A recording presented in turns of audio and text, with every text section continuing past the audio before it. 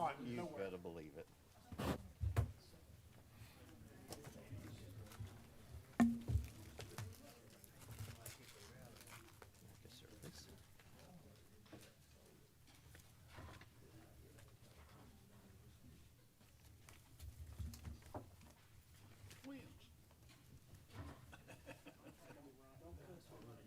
Okay, you're welcome. Doing okay?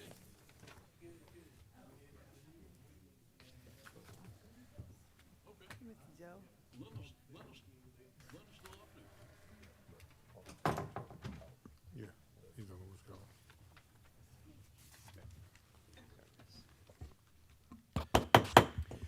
All right, good evening and welcome to tonight's meeting of the Yancey County Board of Commissioners. I want to welcome everyone who's in attendance here live and also the ones watching on our live stream.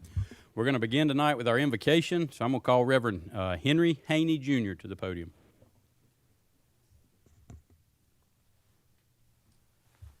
Thank you. Let us pray.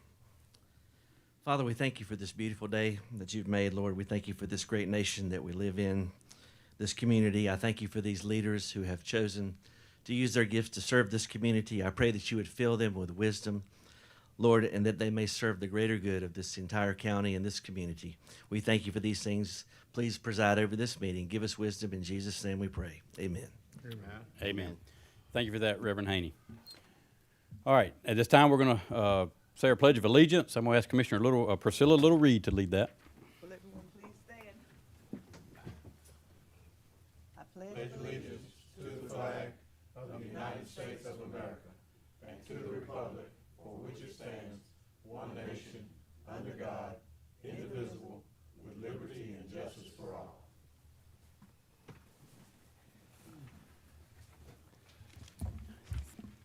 All right, thank you, Commissioner Little Reed. All right, I'll begin with the approval of the agenda. So I'll entertain a motion to approve the agenda as presented. Mr. Chairman, I have a conflict with number 7B. Okay, 7B. So Yes, sir. Commissioner Mims request to be recused from item 7B. Make a motion that we approve the agenda with that notation. I second it. All right, we have a motion by Commissioner Gatewood to approve the agenda, second by Commissioner Little Reed. All in favor, say aye. Aye. Thank you. All right, moving down to our consent agenda. 2 items there on the consent agenda, so I entertain a motion to approve that. So moved. Second. A motion by Commissioner Mims, second by Commissioner Gatewood. All in favor, say aye. Aye. Thank you. All right, on to our appearances. First up, we have Representative Mark Brody.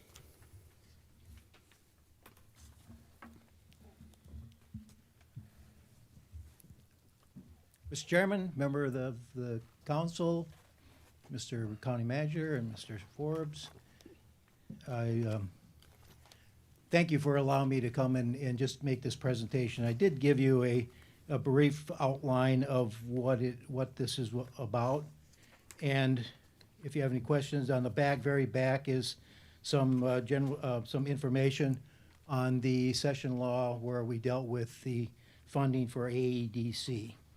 So you have that there so you can see exactly what it says.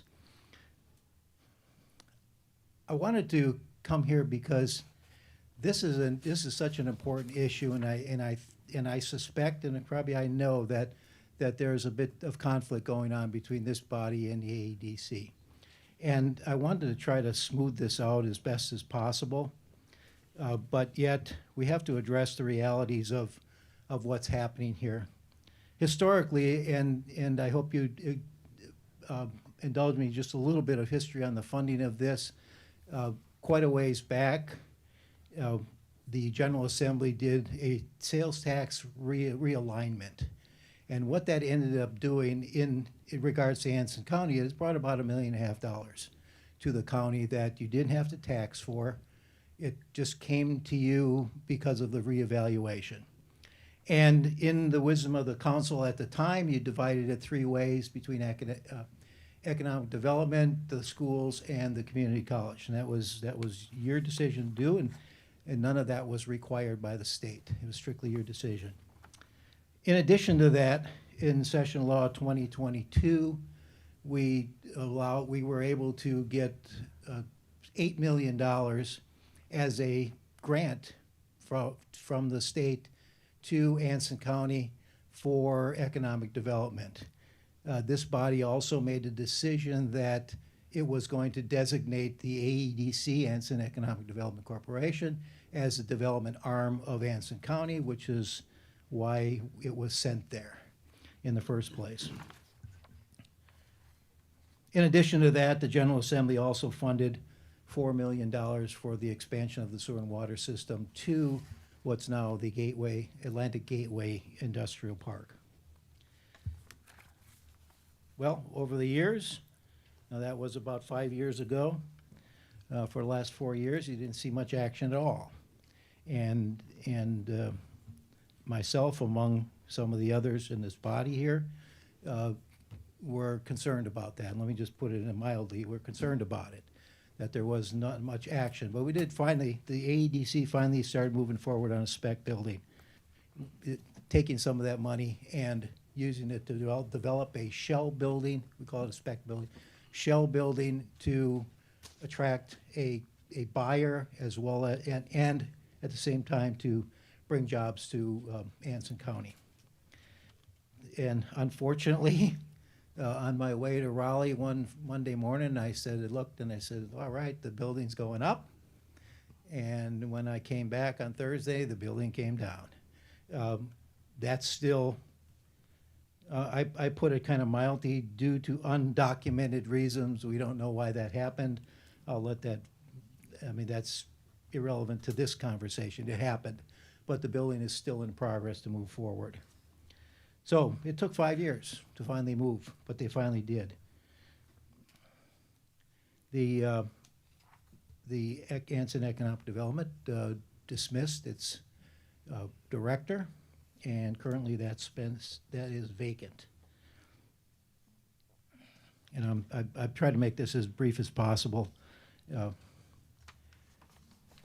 In regards to the funding for Anson Economic Development, the board here has decided to significantly cut the funding for what they used to give to AEDC, and I am here to a request that in your next budget cycle that you return some, you continue to fund AEDC.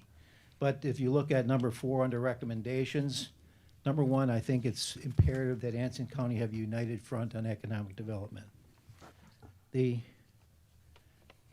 Because county money is going to AEDC and they're accepting it, the county has the right to request certain conditions, whether it be reporting, whether it be documenting what needs to be done, whether the AEDC director, who they hopefully they will hire again, report here and account for the money that you are spending with the AEDC. And so I'm going to, and you can read through this. It's pretty basic stuff.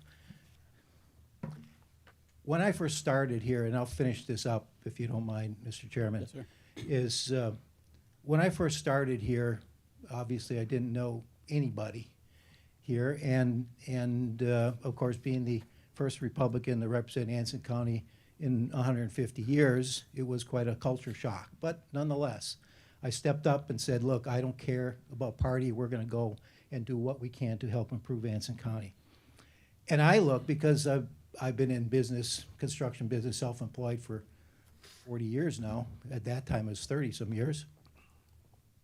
I said, what can I do to allow Anson County to become more self-sufficient? We saw counties surrounding us, putting up buildings. The economy was growing, but the problem is Anson County couldn't do it because it just didn't have the ability to fund those things. So I thought, okay, let's get the grant. Let's get economic development moving so we can grow. You are able to, in my opinion, I've said this several times, is now you are able to walk with the big dogs that are putting up economic development projects. And we've ran into a snag. So I'm asking you, in this request is, and of course, it's not now, the money previous is gone. I understand that. But to fund it, fund AEDC again, let's get together and let's make it work. The money's there, the ability is there, the economy is there that will support it. So, Mr. Chairman, I appreciate the time you have given me, and I stand for any questions if you permit it, but that's really all I've got to say. Yes, sir. Mr. Chairman, I do Yeah, have go a ahead. question. Yes, sir. Mr. Brody, thank you so much for being here, and thank you so much for your support over many years. I can attest to it. The question I have is not regarding economic development. It's regarding the status of the state budget. What is the status? When do we expect it to be approved? And what are the hangups? Well, us Republicans tend to fight more with ourselves than with Democrats, so I'll start there, and it is a conflict between the House and the Senate. And what it involves was when we are seeing two things that are really important, that were significant. Number one, the damage in Western North Carolina. We've had to address that. So all the surpluses, et cetera, that we were generating, a lot of it went there. That'll eventually end, but in the meantime, it's going to be tight. The other is, 2 years ago, we expanded Medicaid, and we took up we didn't under the Obama administration, under the Biden administration, we took up their offer to expand Medicaid.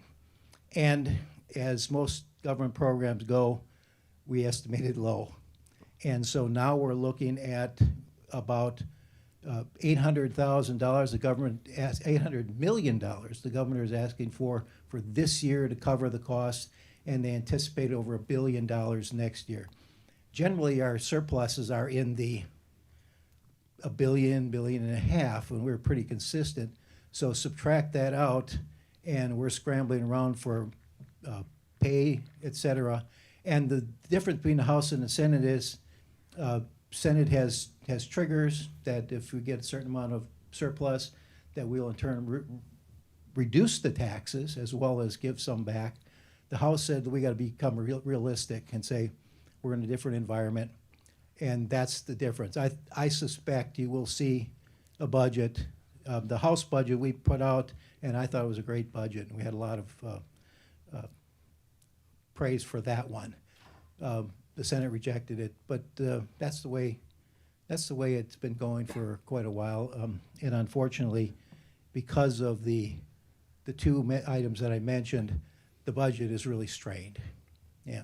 Well, thank you. I for hope that helps out. No, it helps me out a lot. Yeah. Plus, I met with a small group of teachers recently, and they were asking the same question. Oh, yeah. And I mentioned that you were scheduled to be here, and hopefully they're listening in and can get it firsthand. Yeah. So thank you for that explanation. Yeah. In the House budget, you saw the teacher raises that we had is pretty significant. Yes. I think that's significant.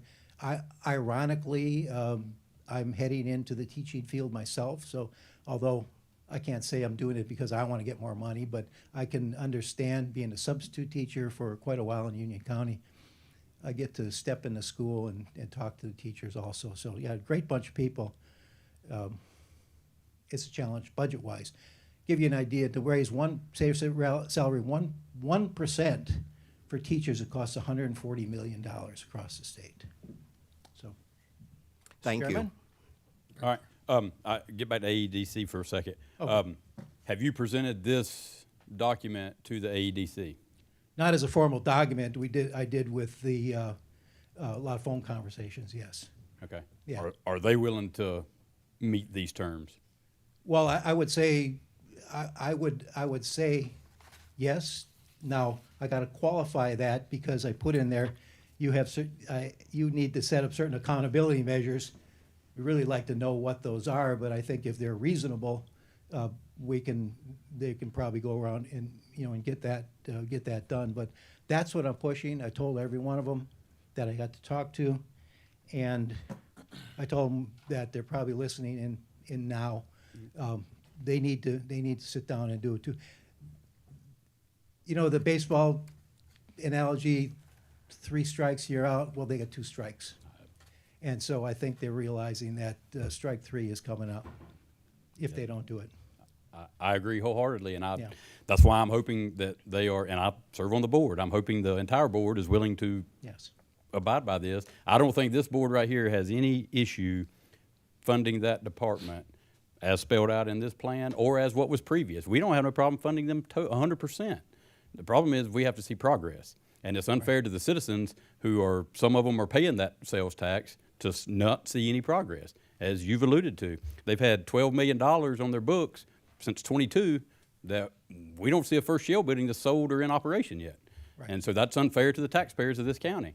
And So you know, I've said that very same thing to all of them too, in the meeting at AEDC. I understand. Yes, yeah, so, yeah.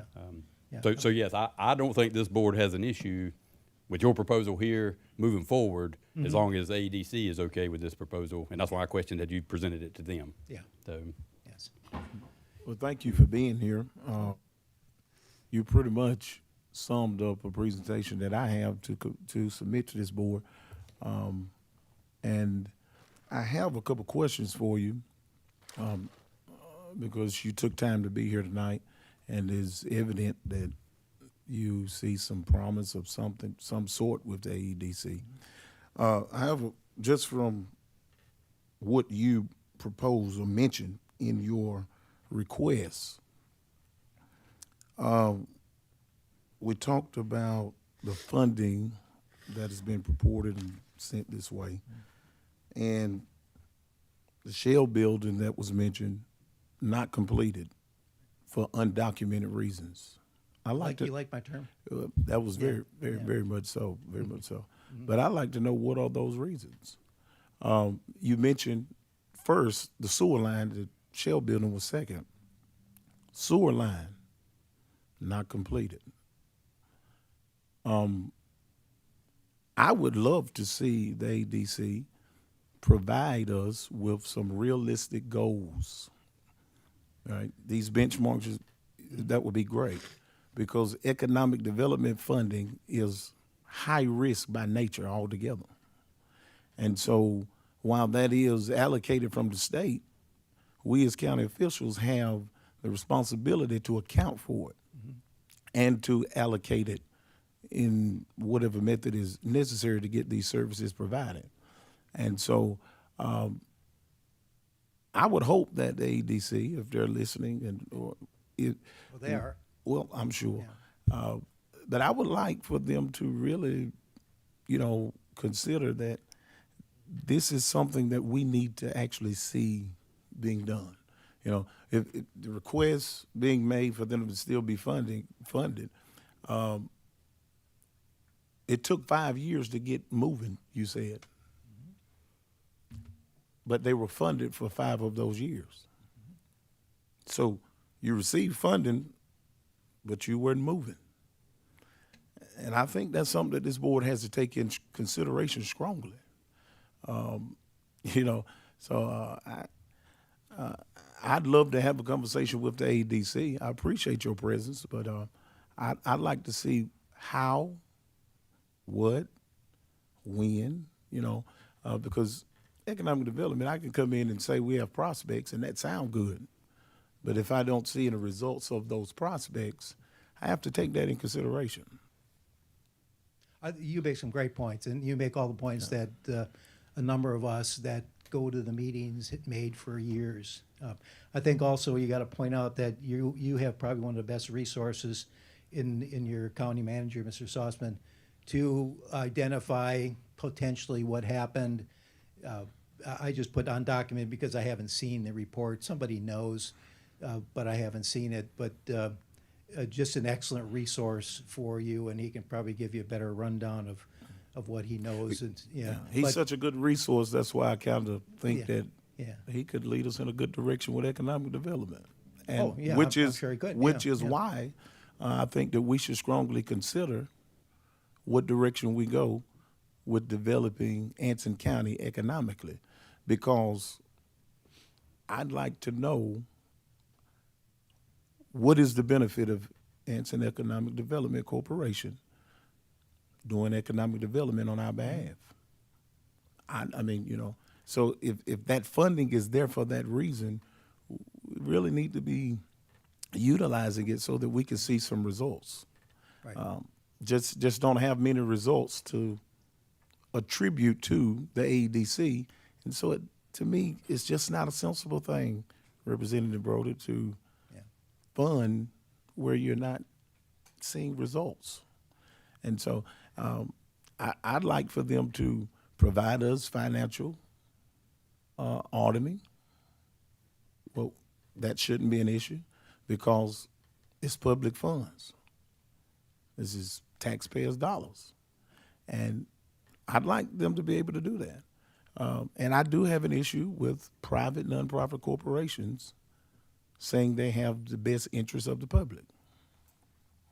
I When agree I with you. don't, when I don't have results. Right. Now, Yeah. now you remember the county board of commissioners was the one that designated where that Oh, went, and understood. designated it. So, And and unfortunately, you I can wouldn't take it have up. You don't have to follow. Right. You don't have to follow what they did before. You can always go forward. And I certainly respect and agree with a lot of things you said. But unless you change the system, which will be rather difficult, why don't we give one last chance to make it work, that what we have right now, and with the accountability measures, and see if we can get it working. Yeah. Yep. Any other questions for Mr. Brody? All right. Well, again, I appreciate you being here, and I mirror the same sentiment Mr. Gatewood give you. Thank you for all you've done for Anson County and your years of service here. Thank you, members of council. Thank you. Thank you. Thank you. Thank you. Next time, bring a check, would you? Like that big check. Yes, sir. All right. Up next, we have Mr. James Shaver of Congressman Mark Harris's office. Good evening. Good Thank you evening. for allowing me to speak tonight. My name is James Shaver, and I'm here on behalf of Congressman Mark Harris. He represents North Carolina's 8th District for the House of Representatives. In the past year, he has introduced 12 bills and co-sponsored over 150, while his district team has solved over 1,000 cases. As part of that, we've been able to return over $1 million to constituents across the district. Among the issues we've been able to help with are Social Security, VA, and Medicare programs. In particular, given that tax season's upcoming here, we are also prepared to assist the IRS. In that regard, if you know of any constituents that have any concerns or need help at the federal level with agencies, or if they just want to share an opinion, I have left my business card and contact information on the table outside. I'd also be happy to speak to any of them that either call the Monroe office, or I try to come up to the Anson County Government Center about 2 times a month or so just to speak to constituents in person. Once again, I thank you for letting me speak. All right. Thank you. Are any questions for Mr. Shaver at this time? Just a comment, this is the second time you've met with the board in the last 6 months. Really appreciate you doing that and giving us an update and making yourself available. Okay?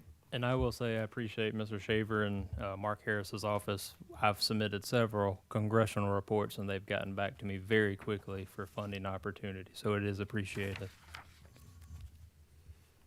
All right. No further questions at this time. I appreciate you being here tonight.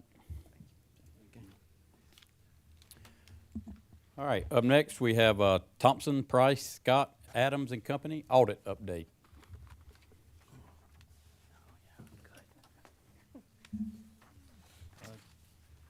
Good evening to everyone. Good evening. Main thing you hire us to do is issue an opinion on the financial statements as a whole. We issue an unmodified report, which is a good report, the highest level of report we can do. And you should have a copy of the audit in front of you, as well as a presentation summary, and I'm gonna jump from the presentation summary if you're okay with that. And if you'd be kind enough to flip over to page 1. A few things I gotta go through before we look at any of the numbers on this. Under our responsibility in relationship to the financial statement audit, it refers to the engagement letter we signed last April, that our responsibility as it relates to the professional standards, that we're not doing an audit on the internal controls, that our purpose is to express an opinion on the or to express an opinion on the effectiveness of those. But we're here to issue an opinion that the financial statements are materially correct and not absolutely correct. and that we're responsible for communicating any matters relating to the audit to you as a board. The next section, we identify 2 risks almost in every governmental audit that we do, whether it's the counties or the municipalities. The first one there is management override of controls, and the second one is improper revenue recognition. We design special tests in addition to the other tests that we do to ensure that those 2 things are in good shape, and they were. The significant accounting policies, the one that went into effect for June 30, 2025, was GASB Statement 101. GASB Statement 101 took what was sick leave that had never been put on the balance sheet, and a lot of computation, et cetera. They're basically 3 buckets, what people are going to take to retirement and use to add to their retirement, what's going to just go away when people leave the county, and then the other bucket, what will people actually use while they're in the employment of the county. And that bucket is what we put on the balance sheet. It gets expensed as an expense on the county's books, and the balance is set up as a liability. So there was a restatement, which is just part of the implementation of the standard. It didn't affect your general fund, if you will. It affects your government-wide statement when it comes to the audit that you actually look at. It did affect your business type activity funds, the way you look at them.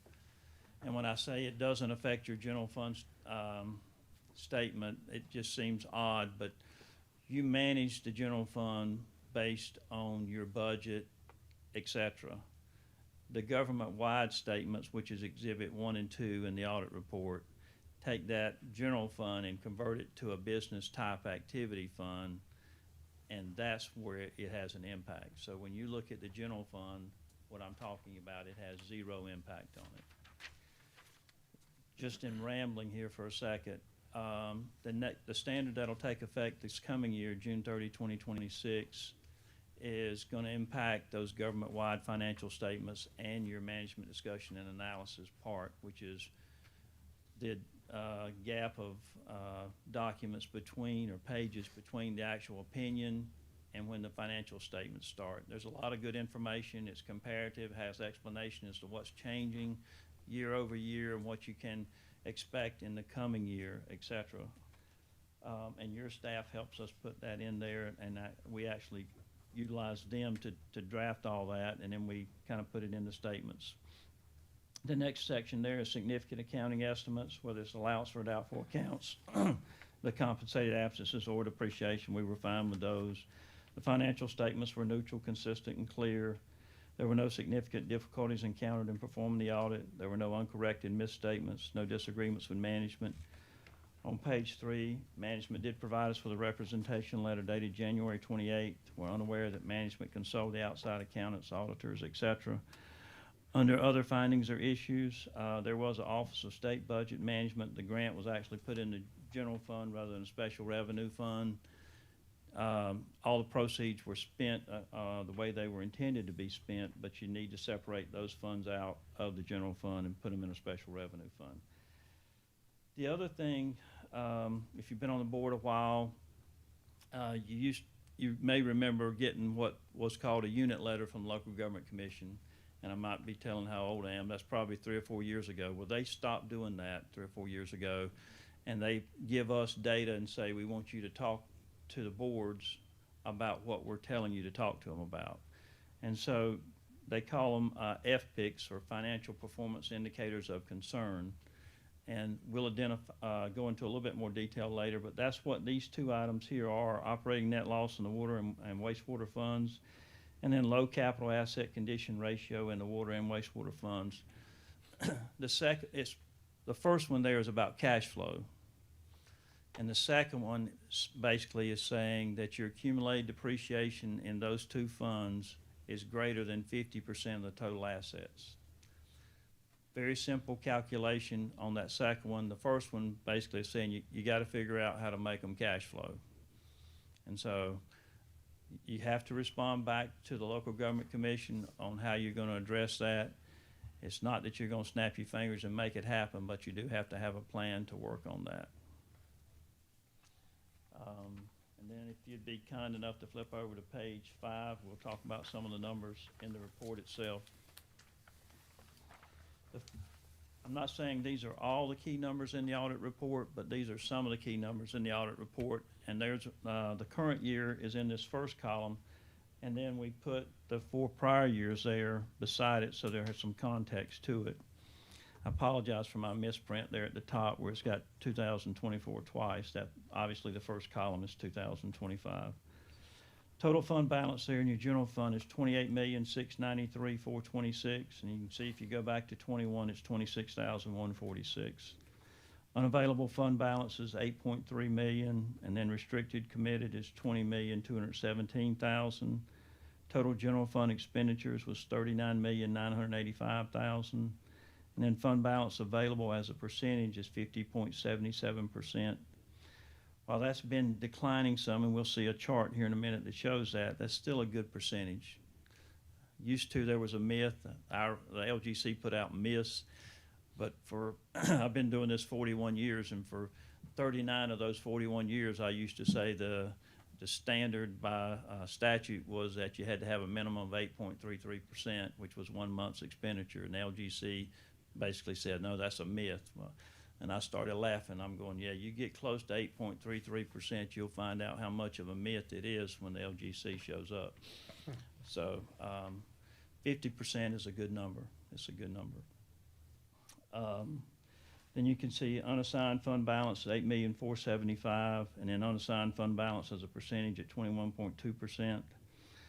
Then revenues over and expenses before transfers. The general fund is $925,858. The water fund was a minus $2.3 million, and the wastewater is a minus $40,916. You can see cash there in your general fund at $23.2 million. Cash and other governmentals, $1,450,000. The water fund is $6,008,000, and then the wastewater fund is $7.3 million. And you see fund balances and net position there in all 4 funds. And you'll notice, even though I said that there's a challenge with your cash flow, you still have a higher net position in your water fund and wastewater fund, and that's just fixed assets for the most part, where fixed assets exceed debt. You see your property tax rates there, the same for all 5 years. The collection percentage at 94.97%, and then your property valuation for all 5 years. The levy amount for all 5 years. Again, you see your total general fund revenues at $39,494,000, and then total general fund expenditures at $39.9 million. If you'd be kind enough to flip over to page 6, you can see their total fund balance in blue and restricted in red on the top, and then on the bottom of that page, you see analysis of fund balance available compared with group weighted average. And then on page 7, you see analysis of unassigned fund balance as a percentage of general fund expenditures at 21.2%. On the bottom, you see your analysis of revenues over and expenses before transfers. And then on page 8, you see your cash balances and fund balances there in a pie chart, as well as the actual numbers with total cash balances at $30,755,000. And total fund balances at $47,485,000. Page 9 shows your property tax rates compared to group weighted average, and your collection percentage compared to group weighted average as well. Page 9 shows your general fund revenue at 40, ad valorem taxes being the largest there in that pie chart at 47.72%. Sales tax being 18.41%. The bottom shows your percentages of general fund expenditures, with public safety, education, human services being the largest 3 there. Page 9 is what I referred to earlier that the LGC sends out that you actually have to, I'm sorry, page 11, I apologize, that you have to respond back to, and it's those 2 specific items. Being that first one basically being cash flow. They want cash flow when you include debt service. And then they want some explanation of how eventually you get greater than 50% on those two funds. And sometimes, and I'm sure you've addressed this at some point, I've had several folks on this bottom one, on the fixed asset, that are below that 50%. If you get an engineer study, you get something that says, hey, we think we're okay, we've done repairs, et cetera, that can be an acceptable explanation. That might not be what you think at this point. I don't know that answer. But there is an answer other than we're gonna go spend a bunch of money and borrow a bunch of money. There is another answer to that. It just is a matter of what's the long-term solution. So, having said all that, I'm happy to answer any questions you have of me tonight, but I'm happy to answer questions you have of me anytime. You're always free to give me a call. If I happen not to be in the office, you're welcome to ask for my cell number. I'll do my best to get you an answer to your question. All right, this time, is there any questions? Mr. Sossman. On the fixed asset, we have been in the process of working with a professional engineering group and have developed an asset management plan as well as after doing asset inventory for water and sewer. Would something like that suffice with the local government commission, let them know that we are working on that issue? It would, very much so, because that's really what all they're really asking for is, hey, we think this is something you need to look at. You send them something, say, we're looking at it, and we're trying to come up with a solution. Okay, thank you. And we also, over the last 3 fiscal years, as you probably have seen, we have raised the water and sewer rates. And with discussions with the board, we will do the same. We'll make that recommendation again this year too, which will get us hopefully to close that gap. Yes, sir. And that's really all they're looking for, is to see that you understand there is an issue and that you're working towards trying to solve the issue. Yes. Part of the water plant improvements that we're doing would also factor into that ratio as well, correct? Right. We should be completed with that water plant upgrade of all the filtration system by September, October of this year. Okay. And, and we know we have to do it because the ARPA money sunset is December 31 of 26. One thing I want to just get clarity on is in this audit here, we're showing what I call two findings or two FPICs. In years past, we've had multiple FPICs, correct? Yes, sir, that's correct. So would it be in your interest or statement that we are improving on the FPICs that you're seeing within our audit? Yes, sir. I think overall from a financial management standpoint, it's dramatically better. Okay. This is more of a financial condition than it is the way you're keeping records, et cetera. This is a strategic, the two FPICs here are strategic and not necessarily in a record keeping, if you will. Yes, sir. So, okay. When you reference the 8% myth or minimum, is that in unrestricted fund balance or is that in your total fund balance? It would be in that unassigned. Yeah, unassigned, yeah. Yes, sir. Okay, and we're currently at 21.2%, so we're well above your myth of 8%. Yes, sir. Okay, thank you. Any other questions at this time? Just an observation. Based on the data here, I'm encouraged. Our fund balance is not as high as it was several years ago, but it's still okay. Is that a fair assessment? It is a fair assessment. When I was quoting those percentages, I think that reflects that. And I was trying to make a quick look. From an actual number standpoint, the fund balance is technically slightly higher, but the percentages are dropping because you're spending, it's a percentage and your expenditures have risen some. But some of that's just pure inflation that you have to do certain things to keep up with it. But your fund balance has remained flat even though your percentage has dropped. Right. And the second observation on property tax collection rate, 94.3%. Over the last 4 years, it's been basically flat. And that's an area, Mr. Chairman, I think as a board, we need to continue to focus on. increasing that rate, we're leaving money Yes, sir. on the table. Could you inform the board and the citizens what the state average is on a collection rate? I'm gonna look and make sure I know. Don't want to put you on the spot or nothing. The state average pushes 99%. Yeah, I thought it was 98%. So, yes, we are leaving money. And I was just wanting to point out, we're leaving, yes. So, any other business, they're not going to leave that much money on the table if they can help it. They're not, and I'm not justifying anything here, but you tend to see in the urban areas where that's a whole lot better as a whole, and the rural areas where that's a more of a struggle. I'm not justifying anything here. It's just a challenge in all our municipalities and counties that tend to be a little bit more rural. Well, thank you for that response and the report. Yes, sir. Any other questions at this time for the audit? All right, well, I'm glad that I perceive this as great news, so I appreciate you bringing great news tonight, and thank you for the work you do for Anson County. Yes, sir. Thank you. Have a good night. Thank you. Yeah.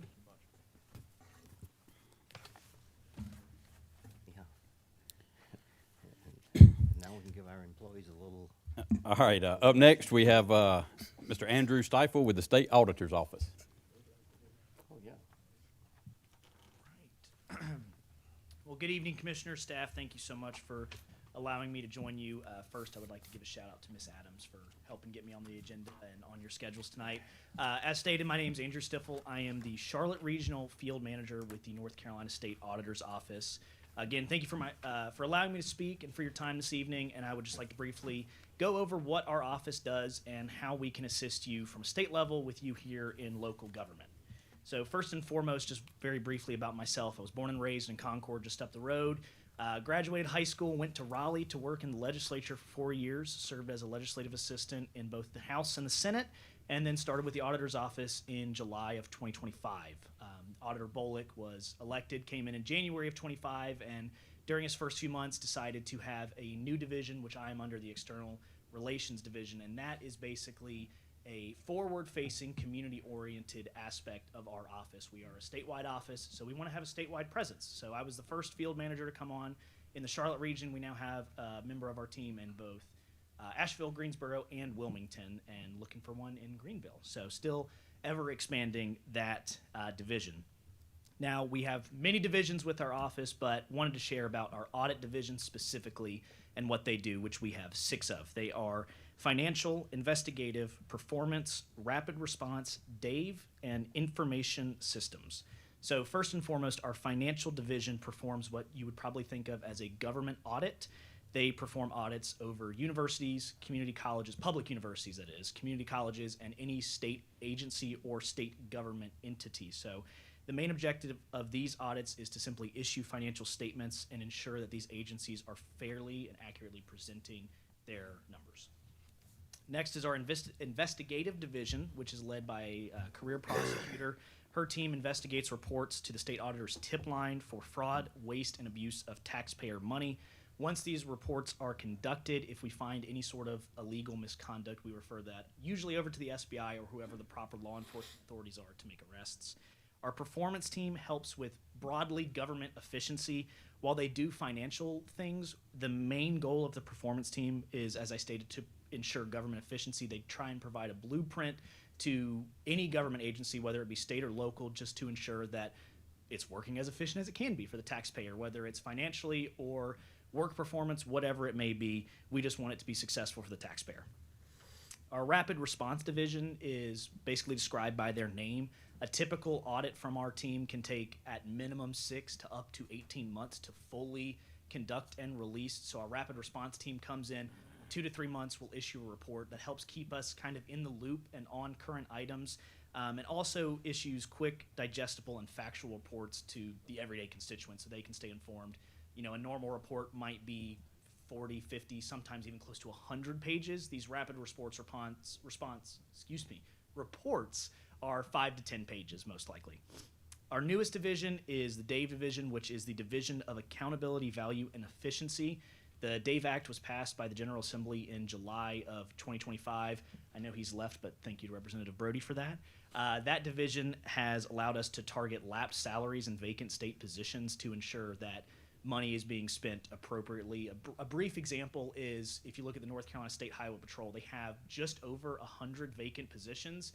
And while that money can be used to hire troopers, what Colonel Johnson is doing is using that money to pay for gas, repairs to vehicles, additional units, whatever is necessary. So even though that lapsed salary is not necessarily being used for a salary, we want to make sure it's being used appropriately at the end of the day. That's what DAVE is for. And lastly is our Information System Division. They don't usually handle financial things, although they can. This is basically our IT team, so they assist us internally, but they also help assist other state agencies as well as local entities ensure that their IT systems are up to date to mitigate any sort of risks that might exist. Apart from our audit teams, we have high-level executive administrative teams just like any state agency. Very quickly, constituent services, scheduling, communications, human resources, business operations, legal, government affairs, and then, of course, external relations. My division kind of exists in a triangle with scheduling, constituent services, and external relations to have that outward-facing aspect, and we work hand in foot with government affairs and communications as well. Next, I'd just like to share a little about Auditor Bullock himself. He was, again, elected November of 24, came in January 2025. He is the 21st elected state auditor here in North Carolina, born and raised in Lincolnton. Went to UNC Chapel Hill, got his master's in law degree from Campbell, then moved his family down to Fayetteville where he worked as an ADA for a couple years and then opened up a private firm before being elected auditor. While he was serving as an attorney, also served on the UNC Board of Trustees where he really got into his audit mindset, formed the risk committee for the UNC Board of Trustees to mitigate any sort of financial risks that the university was facing, and actually discovered, I don't know the exact number, but it was a substantial amount of lapsed money that the university had fallen out on not spending. Aside from that, he serves on the Council of State with the governor and the 8 other statewide elected positions, serves on the Local Government Commission as an ex officio that the treasurer runs, and as of also July of 25 with the DAVE Act, now serves as the executive head of the State Board of Elections that was transferred over to our office from the governor's office, so now he serves as the head of that. While we don't run the State Board of Elections, it is under our purview as he is the executive head. Aside from Auditor Bullock himself, the auditor is the public face of government accountability, and we've been trying to work up and live up to that role. One of the things that we've done ourselves is we have an internal OSA dashboard. You can go on our website and see exactly how we are spending our money, because if we're going to go after other government agencies and other entities for how they spend their money, we want to make sure that you guys know how we're spending ours. And lastly, to wrap up, just want to share some of the things that we accomplished in 2025, some of the things that we're working on now, and some of the ways that we can work together from our office to you as a local government. So in 2025, we released a number of audits, substantial ones though being we have released and still are continuing to monitor and will release more audits on Helene spending out west. Our DMV audit, which you might have seen in the news, that was the big one that we released. That was our performance audit where we have not only found how the DMV can better spend money, but also have recommended other changes legislatively or executively to that division to better serve customers and constituents across the state. We found Medicaid spending and screening gaps from the Department of Health and Human Services totaling over $1 billion.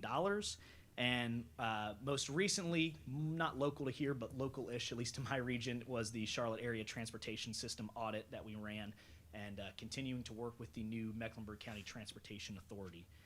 The biggest thing that I can say we're working on right now currently is a comprehensive performance audit of the North Carolina Education Lottery System. While the report is not public, it is public knowledge that the education lottery system has brought in more revenue, yet given less of that revenue to schools, which is the point of the education lottery. So working to find out why that's the case and how that can be improved. And at the end of the day, reports that we're not working on, we're still going to manage the tip line. Anything that comes across our desk, we take seriously and ensure that constituents are heard. So what we do, very broad in scope, but simple in mission. It's government accountability, period. Efficiency, accountability, and value. That's all that we care about for our constituents across the state, here in Anson County, here in Wadesboro, wherever it may be. Our office is happy to look into any tips or any issues that might arise that you might have personally or that you hear from constituents here in your community And like I've told other people, if we can't help you at OSA, we're going to find you the right people to talk to. Don't think that we're a black hole or some, just throw your things out and you never get a response. We're going to get you the help no matter what, whether it's us or someone else to put you in touch with. So that being said, as I just stated, if there is anything that I can help with, I'm here in the Charlotte region. I cover a 10-county region stretching all the way to Cleveland County, out here to the east in Anson, up north into Iredell and Rowan, and all of those surrounding counties. I will leave my contact information out on the desk out there. So I know some of you already have it, but if not, please feel free to grab a card. My email and my cell phone is on there. Reach out anytime. But thank you so much for allowing me to address the board tonight, and I am happy to answer any questions to the best of my ability. Well, first I want to say I appreciate you being here tonight. Having a presence here just means a lot, so thank you. Second, if you find any of that education lottery money, we could use it here in Anson County. Yes, sir. So- Absolutely. If you find any money, we can use it here in Anson County. Yes, sir. Absolutely. We'll help you look. We'll put you to work. All right, is there any other questions at this time? All right, again, thank you and appreciate you. Yeah, thank you very much. Thank you all. Have a good night. That was an excellent presentation. Yes, sir. Mr. Chairman. So, yep. Young man. Yes. All right, up next, we have the Anson Tourism Development Authority. Did you get a text from Katie?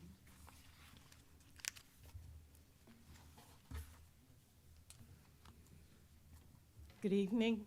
Good evening. The last time we were here, I believe we were asking you guys to come and be with us for the conference that we had with Young Strategies. I'd like to thank Mr. Cottle for being able to make it. It was a successful conference that we had, and they did give us a strategic plan to work with. In that plan, the first thing that it showed was our need to fill a gap, the gap that was left by the issues with the chamber. In doing so, we have decided to, what's the better word? We decided as a board to elect our secretary to be our director. So we're here tonight to just introduce to you our director of Anson County Tourism Development Authority, and she is Miss Tammy Newell.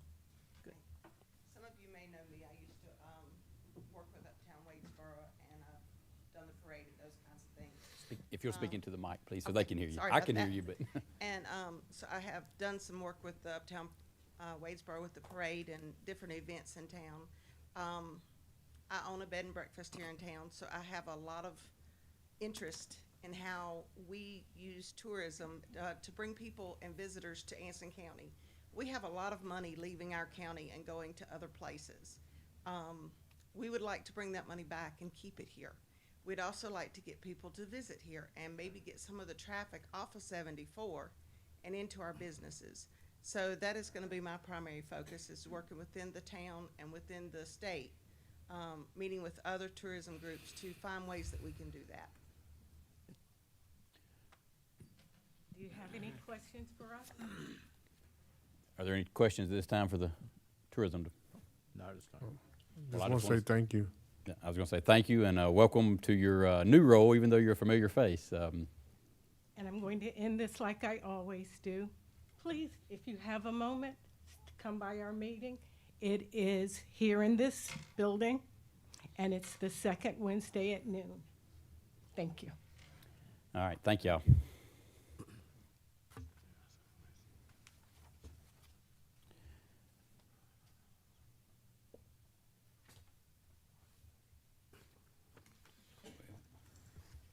All right, up next, we have Mr. Wendell Small and Miss Lula Jackson.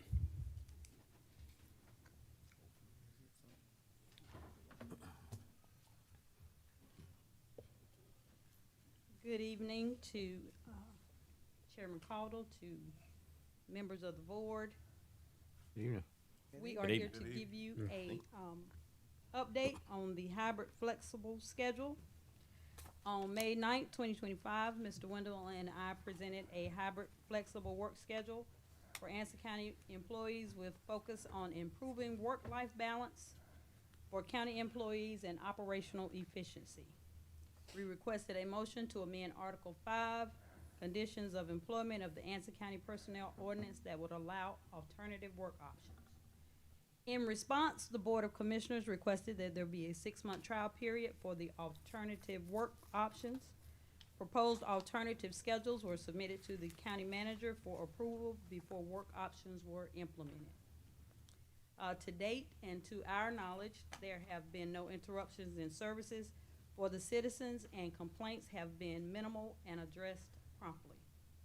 All county departments did not participate in the alternative work options as their operations would not allow it, or they chose not to participate.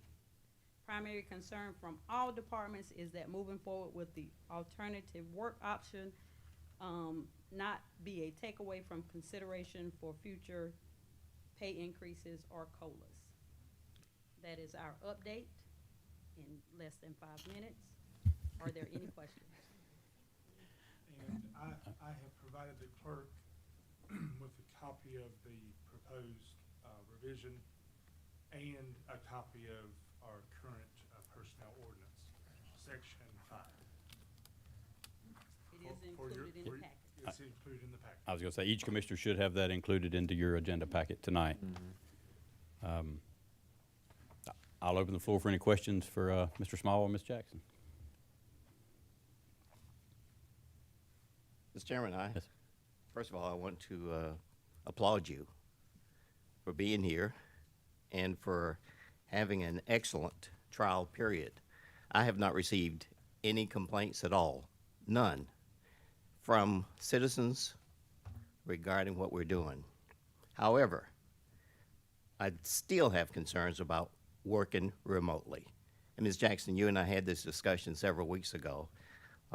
We provide office space for our staff, comfortable. We have internet access most of the time. We have technicians that will come out and repair any problems with connections and internet. And I just have a problem personally working remotely. And maybe I'm the only one around the table that has that issue, but I wanted to share that. Well, I share your same concerns with the remote work option. I am wholeheartedly in support of a flex schedule. If we could amend item C, alternative work options such as compressed work week or flex hours may be considered, I'm all on board with it. I cannot support working remotely. As Commissioner Gatewood said, we provide the facilities, we provide the maintenance for those facilities. The first call I get every time we have inclement weather is, are we closing the county offices?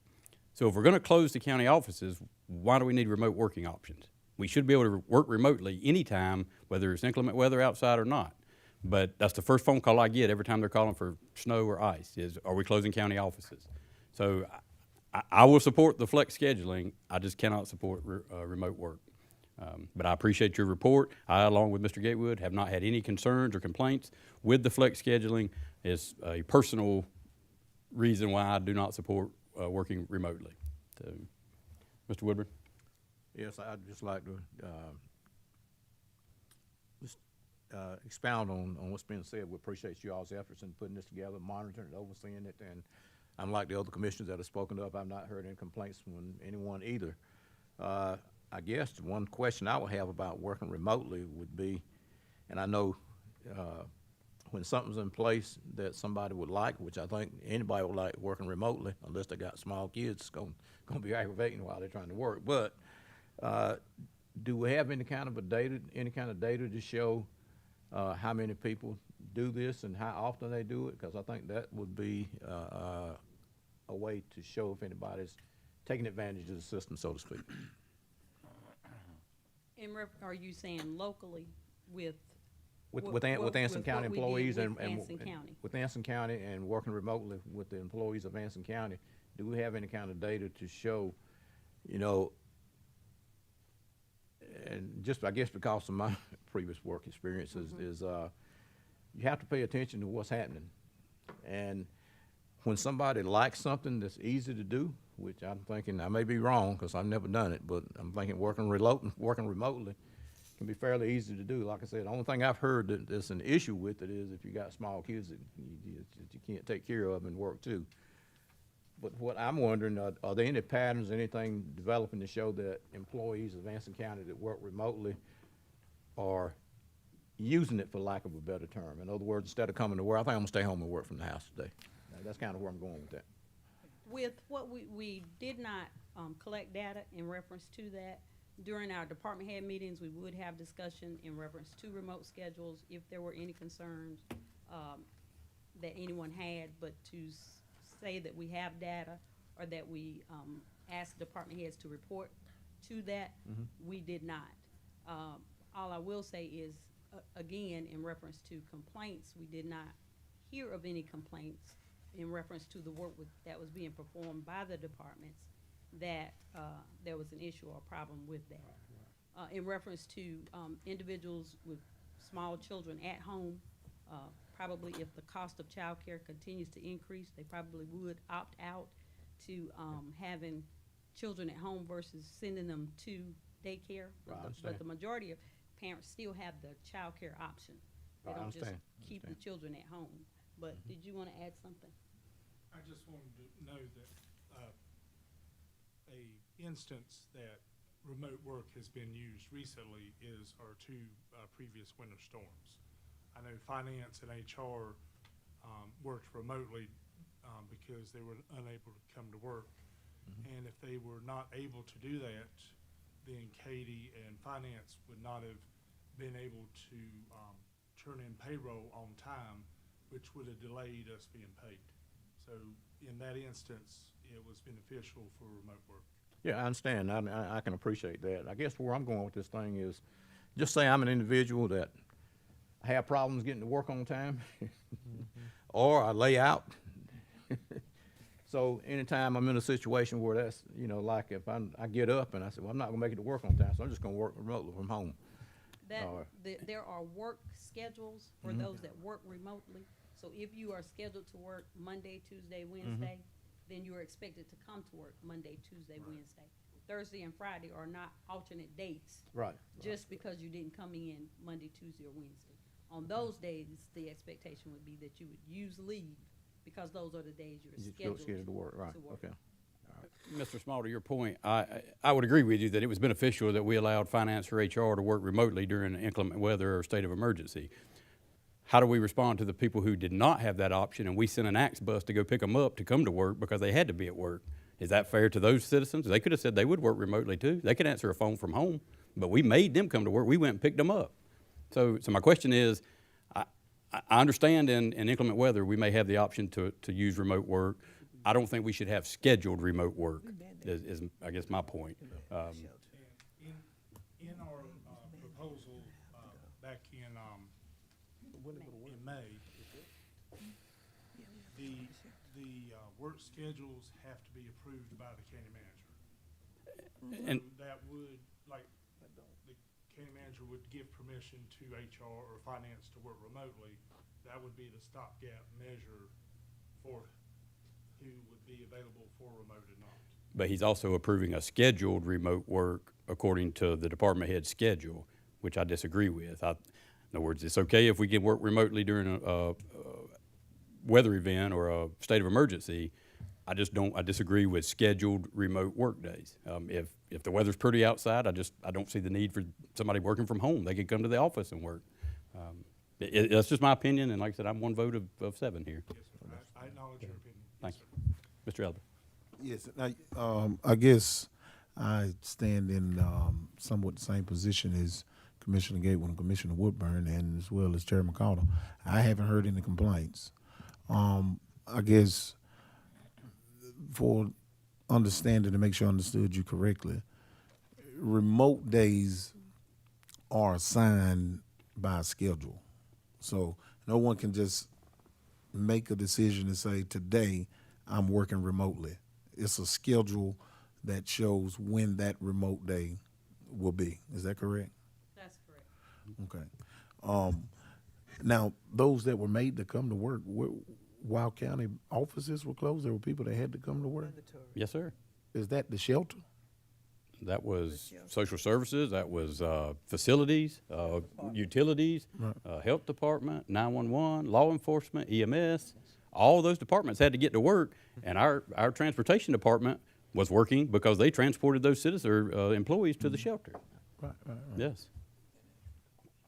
Right, well, I guess the other thing along the line of what I was saying, so if they've got, if an employee has a couple of days of remote work schedule, that means they can't work remotely any of those other days.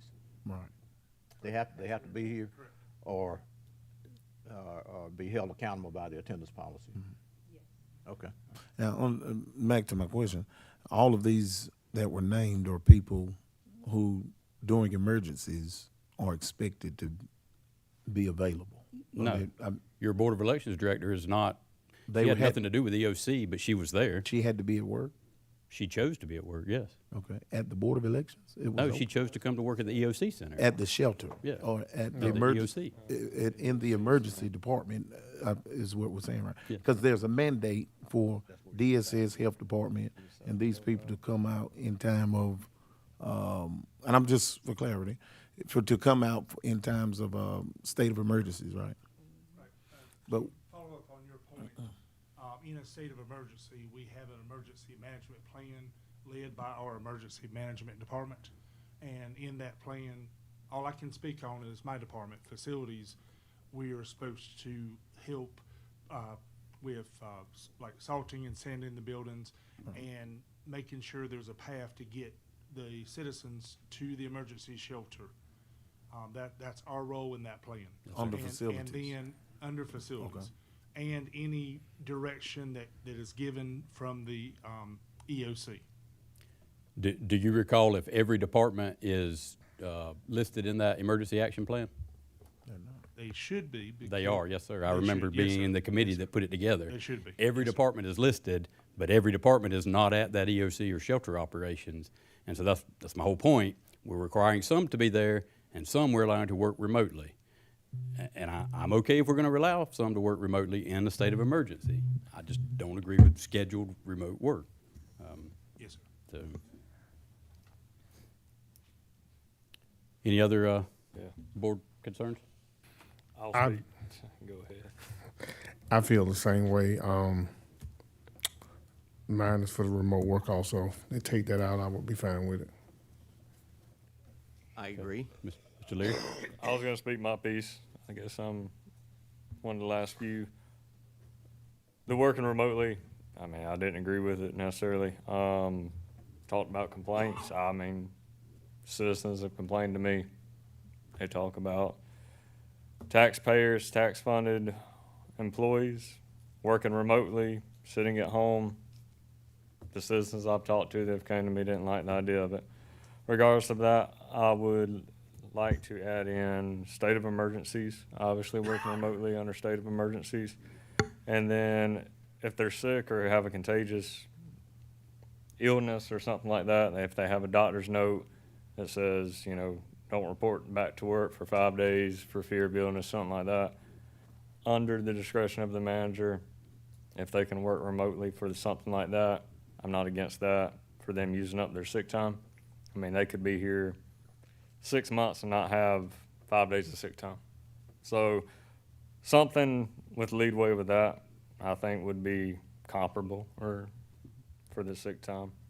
And then, of course, you know, some people can't work from home, and that's a give and take for that. But for the sick time, just like when I worked EMS, it's not like I could work from home. I would just have to use my sick time. If you work a desk job or can work from a computer and you're sick and it's allowed by the manager to work remotely because you are sick in lieu of using sick time, I think that would be agreeable to me. Going back and going on a sidebar, y'all were talking about the state of emergency and all this.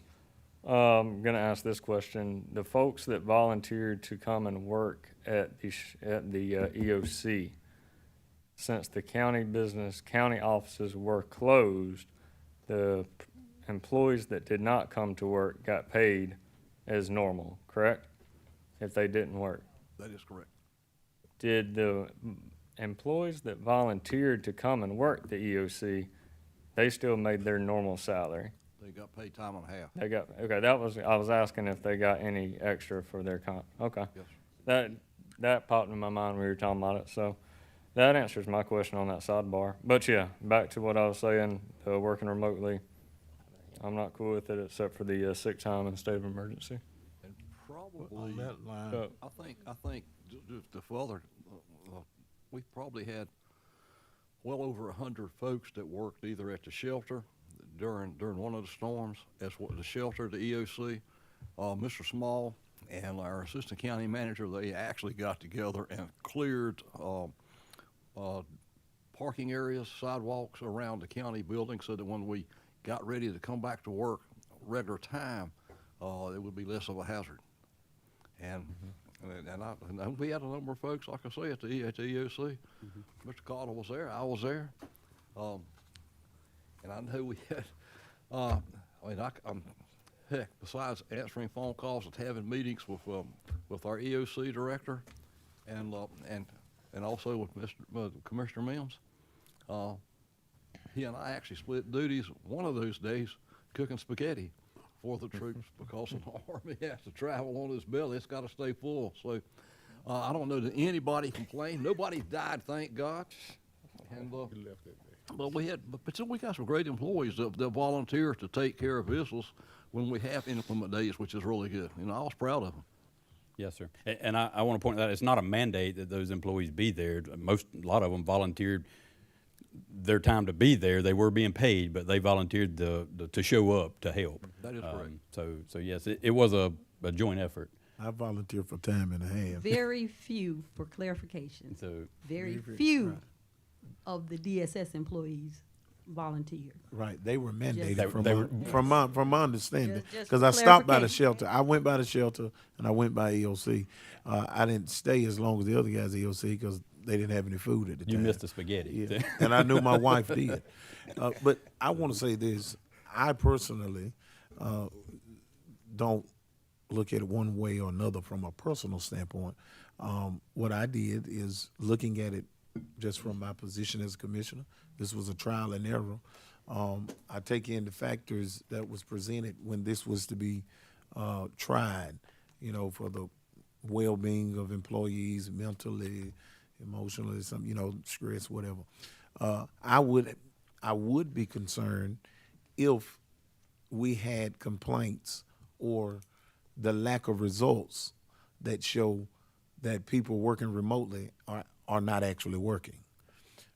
So those details is what matter most to me, is that evidently people are working, whether they're remote or in the office, because if they wasn't working, there would be some level of complaint about county services. And so I don't have an issue with it. And because I think there are some measures where remote work is already in place anyhow. And so if there's an issue with remote work, we should cut remote work across the board, right? So if we're not going to cut remote work across the board for every employee, and without this particular proposal, trial and error, not giving any kind of indication that it's not a good idea.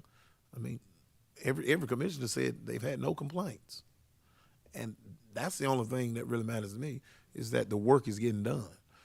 So it's not a problem with me. I am okay with accepting it the way that it is, because my concern was if citizens get concerned, you know, evidently it must work.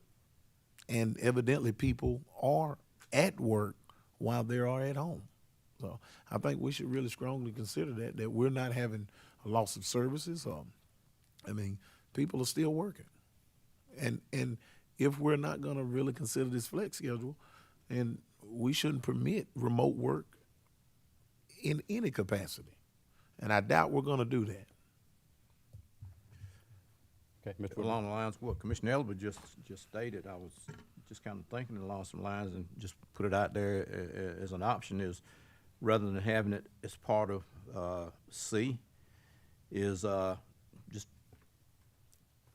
add a E or whatever and put some specific guidelines in place. Yeah, I would be all for bringing back another proposal that clearly details what is allowed and what is not allowed as far as remote work.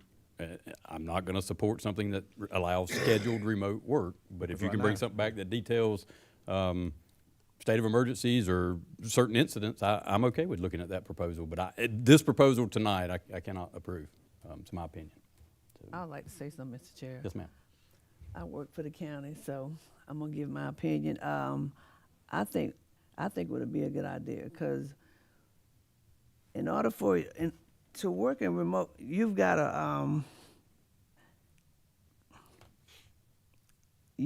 have the initiative to do it. And I know y'all say that some people might go home and not do anything, may not just sit around the house and do that. For that matter, you can do that in the office.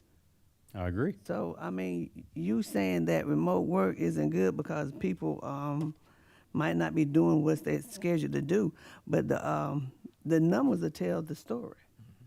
If your numbers fall in your caseload, then you know, then Miss Nia, Keisha, and Charisma will know what their employees are doing, because all you got to do is go pull this report, and it lets you know what every employee's doing. So to me, I would love to have it. Not me, I don't want it myself. I'd rather come to work. But, you know, somebody that it'll benefit, I don't have a problem with them doing it because you're going to be able to keep up with what they're doing. It's not that they're just going to be there and nobody know what's going on. There are plenty of reports that they can pull to determine what's going on. That was the impression I was under. That's the only reason I really agree is because at the beginning of this trial and error, it was clarified that there were people in place to monitor remote workers. So they're not at home unsupervised with no kind of metrics to measure their productivity. Now, if that was the case, I feel the same way. However, it does not prevent supervisors from supervising. So I'm under the impression that if you won't work at home, you ain't gonna work at work. I mean, because the person that don't want to work, they're not gonna work, and that's just how that go. So, but maybe those specific measures that they're outlining, I don't know if you know what is really meant by that, saying no remote work at all, or if there is remote work, what details are in there? Is that what that would? Yeah, that's what I would like to see defined is what is allowed by remote work. When, what incidents allow for remote work. Because right now, the way this thing reads, including working remotely. So a department head could present to Mr. Sossman 5 days remote working, and he could approve it, and we're stuck with it. They can do that. Well, and this is the thing is, my level of confidence in my county manager, I don't know if he'd approve 5 days of remote work if he don't think the work could be done. If we approve this right here, we never get that option again. He's going to approve it. He can do whatever he sees fit then. I would just like to see what a parameter for what can be used for remote work. That's all I want to see. Because right now it's open-ended what can be done right here. And that's just, like I said, I'm one of 7 votes. We can call for a vote and what is your perspective, if you don't mind sharing, Mr. Manager? I haven't had a problem so far because I have never approved somebody working 5 days in a row remotely, but I have approved several employees who could work remote 1 or 2 days because we've got a workforce that has just like me. In my observation, a lot of complaint. I've got some mileage on me, and we have. But the good Lord has seen fit to give me pretty good health, even though I suffer from a lot of asthma type things. But other than that, I still move. I still come in. I worked at the EOC, and I enjoyed it. I mean, I've done it. But we've had people that's been off 1 or 2 days working remotely, and the examples that were given was during these last 2 emergencies that we had because of the ice storm and the snowstorm. But lots of times, because we've got some folks that have some problems and have doctor's appointments, or their children have that, I've given them the opportunity to stay at home. It still gets payroll done on time. And if payroll wasn't done on time, you all will probably be the first to know. There'll be folks, no, I would, because they'd be lined up at my door, what's going on? But so I have no problem with it as long as the work gets done. And I know there's a matrix involved with DSS's work because the people have certain caseloads. If that doesn't get done, then Ms. Jackson's going to be on the case. And she's shaking her head, yes.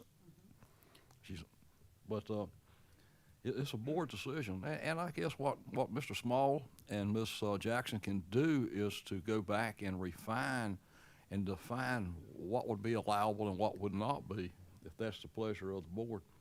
And I'm fine with that. That's all I'm asking, is better definition of what is allowed as far as remote work. I agree. Okay. And I'd also like to hear the perspective from our HR manager. I mean, this is going to be in the personnel ordinance, and I think we'd be remiss to approve this without her perspective. She used to be here. And I've also asked Mr. Forbes just to carry that thought forward, to look at it from a legal perspective. Yes. And so, and the reason I'm suggesting that you take those things into effect and come back with something a little more defined is because since it's an ordinance, you just don't snap your fingers and approve it willy-nilly. Right. It's got to be something that's going to take a little time, as opposed to just a bona fide policy, if you will. Yes, sir. Mr. Forbes, could you explain to the board what the process is for changing the personnel ordinance in this incident? The big process on the changing the personnel ordinance is along the lines of, we have a policy in place now, or a personnel ordinance in place now. I would suggest that we repeal the old section and replace it with the new section. That way you have removed the old law from here, with the same dignity as, and that's the words they use in the statute, with the same dignity that you're replacing it. So what you're doing is you're taking one part out and putting it in here. I'm very surprised to find that a public hearing is not required. You can have a public hearing if you desire, but it's not required. Upon the issuance or the reading of, or the presentation of the language that they want to accept, which I don't think y'all are at that point at this point tonight, it would be read. Someone would call for a vote. If it passes unanimously, if it is approved unanimously, it becomes law. If it does not, then it would, within 100 days at another meeting, it needs to be reread, voted on again, and it would need to be a simple majority, which is one more than half. Okay? But it would have to be the exact same language both times. Okay? Gotcha. Any other questions? That is it for me. So basically, we're in the position where we need to get this defined before we go that. It will be what you have to live with once you do that. Furthermore, on something else, you may want to consider moving from an ordinance to a policy. I've been calling around on this, and you have no idea how many other attorneys in other counties are like, y'all still have an ordinance? Good gracious. And that's the thing. So, and it's just because a policy is easier to handle. That's it. I'll sit down on that. What's the process of policy? Thank you for that. What's the process of policy? Instead of the ordinance way, the process of a policy does not have to be repealed with the same dignity that it was implemented in. It's a little more easy for you to manipulate change and things of that nature. Whereas an ordinance, also this, if you don't follow an ordinance is a law. If you don't, there's no discretion in it and stuff like that. So that's the main thing. That's a lot of protections. There's more protections for the employees than it is for the county. I'm just gonna be open with you on that. Yep. And Ms. Ingram was here just in case you have some questions for our HR director. Not a specific question, but I would like to hear your perspective on this proposal.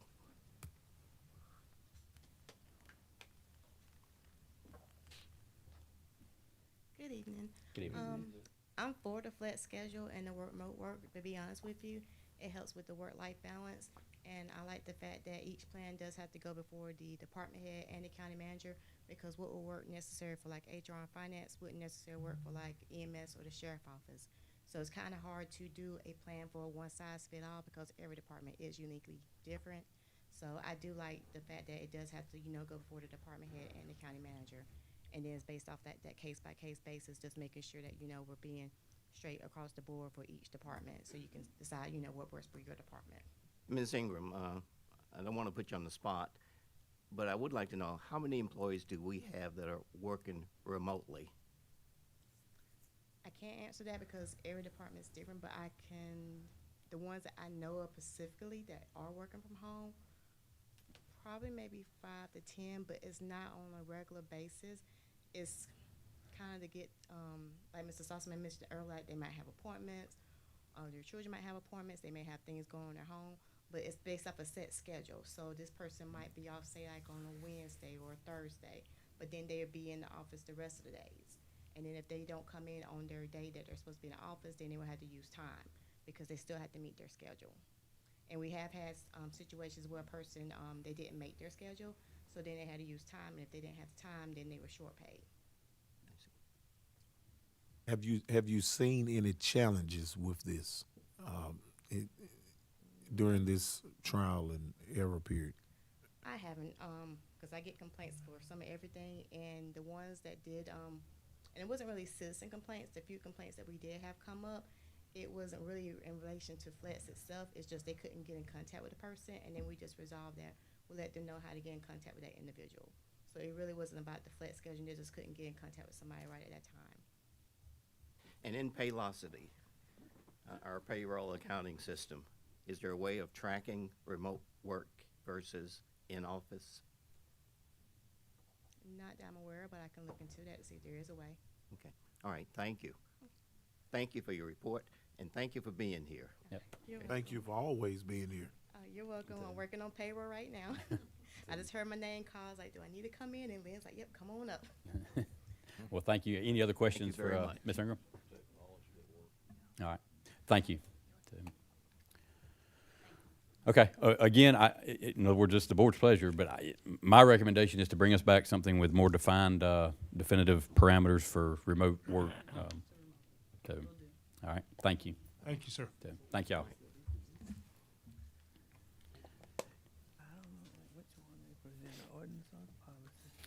Okay, we're going to move into our public addresses to the board. So there shall be a time set aside at each regular meeting of the board for public comment. Each citizen who wishes to speak during this time must sign up on a sign-up sheet prior to the start of the meeting. Each citizen shall be allowed 3 minutes for their presentation. All citizens are expected to follow proper decorum and shall not use profanity nor defamatory speech. The public is expected to remain seated except when leaving the room. Only presenters listed on the agenda or recognized by the chairman will be called to the podium to address the board. Commissioners are expected not to comment on the matters brought to the board during this time, but to delay action or comment until staff has had an opportunity to research the subject matter and to report necessary and relevant information to all members of the board. So at this time, we have Andrea Green.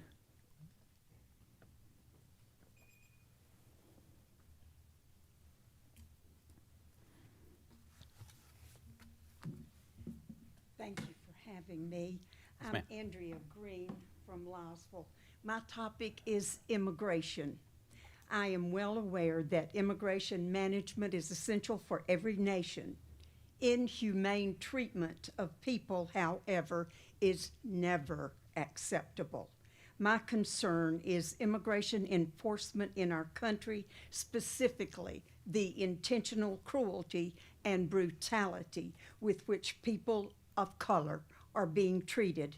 It breaks my heart and has caused me to shed more than one tear. My first request to you is that you craft and pass an ordinance that permanently prohibits the building or the acquisition of a building in Anson County to serve as an ICE facility. Is this a remote possibility? We don't know. Let us be prepared. My second request is that you create a legally binding plan of action to shield all people in our county from the terror inflicted on everyone when ICE invades and occupies a community. If possible, please make our schools, churches, voting locations, hospitals, medical offices, and other places you deem appropriate off limits to ICE. Please inform ICE that we expect them to use legal warrants for targeted individuals, that random sweeps are not acceptable in Anson County. Please remind them of our Fourth Amendment security rights within our home. Please advise them we expect them to follow the law, local, state, and federal, during their time in Anson. I and surely others in our county would appreciate all you can do. My last comment is that what a travesty it is that I have to make this appeal in the 250th year of our government of, by, and for the people to my county commissioners. This government, the first of its kind, a democracy within a republic. No other country has ever done that. Don't let it get away. Thank you. And I am going to give a copy of those requests to you. Thank you. All right, thank you Thank for you, that, Ms. ma'am. Green. Thank you. Thank you. Okay, moving on to our appointments. So before us tonight, we have an appointment to the Board of Health. So I'll entertain a motion to approve the Reverend Bernice Bennett to be appointed to the Board of Health for a 3-year term. So moved. Second. I have a motion by Commissioner Gatewood, second by Commissioner Little Reed or Mr. Ellaby. Any discussion on that appointment? All in favor, say aye. Aye. Thank you. All right. Now we're moving on to the manager's report. Thank you, Mr. Chairman. You have in your package, the first item was an update on the tonnage at the landfill, and so the numbers speak for themselves. Also, a question came up when we discussed the landfill previously about when the expiration of the contract, and it's the year 2040, which, if my numbers are correct, that's about 14 years from now, plus or minus a month. 2040. 2040. Never too early to start renegotiating. You're right. But and what might have prompted that, because there's been like 5, I think I'm right, and it's in your agenda package, 5 different amendments to the original contract. So, but they're still doing good. You get the tonnage report, and the director of the landfill brings that quarterly check. And he indicated that the last time he came was that the gas plant where they're capturing the methane, that the next time he brings one for the tonnage, then he will also probably bring one for the gas production. Okay.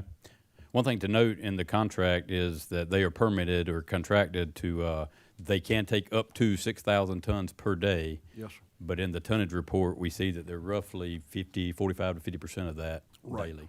Right. So, okay.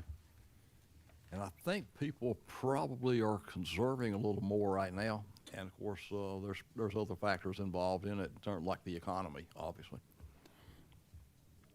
Okay. Any questions on the Waste Connections contract? All right. Okay, if not, the next item is the record ordinance fee schedule increase update. As you'll recall, the last meeting I recommended, along with the record rotation committee, that because we had a discussion, and when we had that annual meeting back in January, I think every record service, with the exception of one, was present, and they said they hadn't had a major increase. You've got in your package the previous ordinance, if you will, and it's got the fee schedule starting on page 6. And finishing on page 7, and so it was across the board a recommendation of an increase of 40%. Your county clerk has run some numbers, and that was probably at your place, so you can see the differential if you're so inclined to go with the record rotation committee's recommendation of a 40% increase.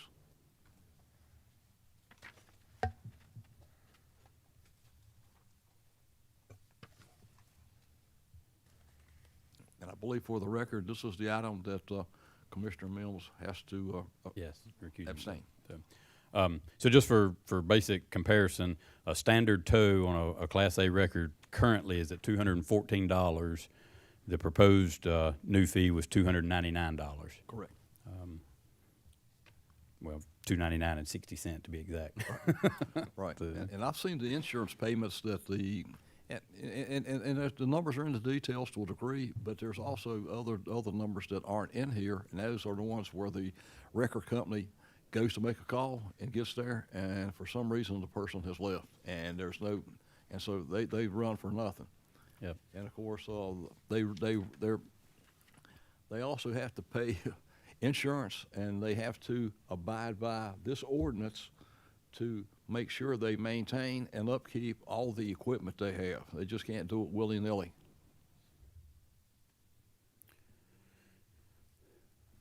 Are there any questions on the proposed wrecker fee ordinance? Highway Patrol. I know they are requesting tows on an ongoing basis in North Carolina. What are their rates? It's higher than ours. I can't give Higher you than the- ours currently, or higher than what is being proposed? Even what's being proposed is gonna be higher. By what percentage, Mr. Sossman? That I don't know. I'd have to grab that information for you.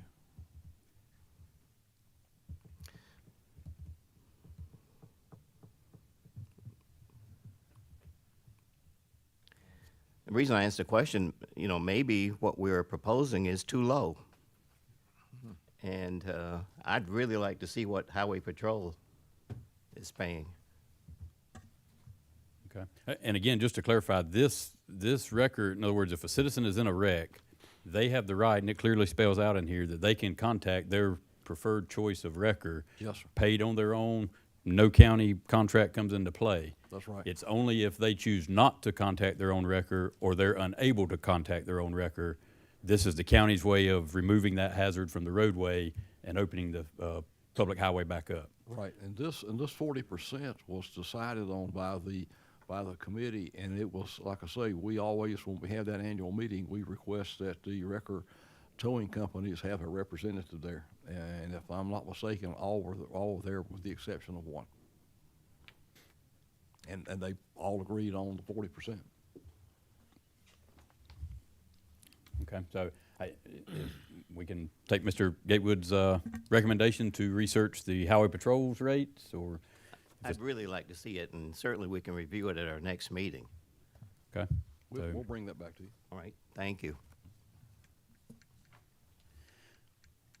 Okay, moving on. Okay, thank you. Oh, wait a minute, one question. I'm just curious, you want to see the highway patrols, I understand that in comparison. If it's higher, then what, are you looking, you just want to know if it's higher or lower? Well, I want to know if it's higher, how much higher, and whether we should match that schedule. Okay. That's what I'd like to see. I'm not too familiar with the highway patrol's contract, but do we know, and you probably know, do they require the same, I guess, equipment that the county does? It's more for the highway patrol. Pardon me, are y'all not gonna vote on this tonight? He recused himself. Yeah, For procedure purposes, if you're not gonna vote on it tonight, then all the commissioners can participate in just talking. But if they're in the future, if you're going to put this up and they're gonna recuse themselves, they don't need to be involved in any of the, and that goes for any commissioner. No commissioner is supposed to, participate in any type of, deliberations about the, things. okay. Well, we're not going to vote tonight then. I'm going to ask a question. The highway patrol requires more equipment than what the county contract is currently requiring, right? Yes, it's more the required equipment that the county has. That's why normally, so I think in the last 5 years, we just started getting inspected from the county, because when you was on the highway patrol, their requirements was a whole lot higher than what the county was, so we really didn't get inspected. Okay. So to base the comparison figures off what highway patrol is requiring, they're requiring a higher, I don't call it level, but more equipment than what the county is currently requiring. It's the way I understand it. So, but we can, Mr. Sossman, if you'll bring back the highway patrol's rates. We'll do that. How does this, does this help us in being positioned some kind of way? I didn't understand what you said. Does this help us being positioned some kind of way, updating our fee schedule, and what is the benefit It of shouldn't this? hurt, I would think. I'm not saying it will hurt us. What's the benefit of it? One way it helps this county is when there is an accident on a public roadway, it's a safety hazard from other citizens coming down that road. If we don't have record operators on the county contract because they're not making any money or they're losing money, then we don't have anybody to remove the hazards out of the roadway. So we have to have people on this record rotation to clear the roads. So the county has a contract with record services? No, What do you mean? it's not a contract, it's a That's what it is. rotation, it's a rotation situation. So we could potentially not have records not willing to work on our fee Yeah, schedule? if they feel like that they're losing money, and I've heard some of them at the previous meeting say that they are losing money, and so they may. And then there's some that's complaining about not getting an opportunity, so they may be willing to do it. It's kind of like county employees pay. We say if they don't want to work here, Well, I read today so that there is I won't call any names to protect the innocent, but there are some folks, because I think it's the Attorney General's office just put a fine on a record service over in Charlotte, not here, on one, and they're having to repay $30-some thousand. Who's also overcharging? Oh, record service? And just to clarify, Yeah, it's general statutes that they have to stay within a certain price range. Right? They were charging some people one fee and then others a different fee. yeah. And just to clarify, I don't think anybody's being denied access to this list if they meet the specifications. Right. You have to I meet. wouldn't know. I don't know. You have. Well, you said that some people were fussing that couldn't be on it. They've complained about not getting a chance to be on it. If they meet the specifications here and apply, that's hope to the record committee will approve them, is my understanding. That's correct. Yeah. So, okay. Okay. So, okay. If you'll bring back the highway patrol rates, we'll review it next meeting. The next two items, Mr. Small was going to take care of, and one's on the old water building update that has come up, and the other is a facilities report. That's item C and D. But as he also comes up, I want him to let you know, because I figure somebody's going to ask that question, when the closing for the McLaurin Street building that we put up for sale on Gov Deals, when it's going to close. Yes, sir. Board, we've put the McLaurin Street building up on Gov Deals. You're well aware of it. We are in the process of closing on that property. The current schedule is to close at Cook Law next Thursday at 10 a.m. Okay. And And we'll receive 100 and how much for that building? in the negotiations with the buyer, the county's going to share the closing costs. So I don't have the final figure on that. All right, thank you. The award, the winning bid was 103,000. I think it was 103. Yeah. So what are the closing costs? I don't You don't know. All right. But in our negotiations with the buyer, we've agreed to pay, the buyer and the seller are paying portions of the closing costs. Which is customary. So that'll come out of the 103. Yep. All right, thank you. Now, I'd already spent that $103,000. For an update on the 907 North Washington Street property, which is the old water department and the old Parks and Recreation maintenance shop, we have started a new website on GovDeals for that property. We've uploaded the pictures, we've put in verbiage, the property map, the outline of the property, the acreage. Going forward with property sales, we're going to change the burden of closing cost to the buyer. So we're in this last purchase, that verbiage was not on the website. So that's why we had to negotiate. But going forward, we're gonna put in the verbiage that the buyer, accepts the closing costs and the cost associated with gov deals. So our revenue will be what's left. Yep. So just to make sure I heard you right, Yes, it sir. has been listed on GovDeals? It's listed on the website, but the website has not gone live yet. Okay, all right. We need a few more details before we go live. And if you want me to ask those details now, I can, or I can work it out with Mr. Sussman. Well, I think the details can be worked out between the two managers. My question is, how soon do we anticipate it going live? I've put in as to pencil in, this Friday to start with a 45-day window to close around the 3rd of April. Okay, And like I said, I can work those details out with Mr. Sussman. sure. And then my staff have been cleaning those buildings occasionally as we work on other projects. But once it goes live, my staff will ramp up to clean out that building. Perfect. The gas pump, we've been pumping through the storm, the 2 storms, and up until today. The pump has given us some issues, so it's not feasible to continue to pump.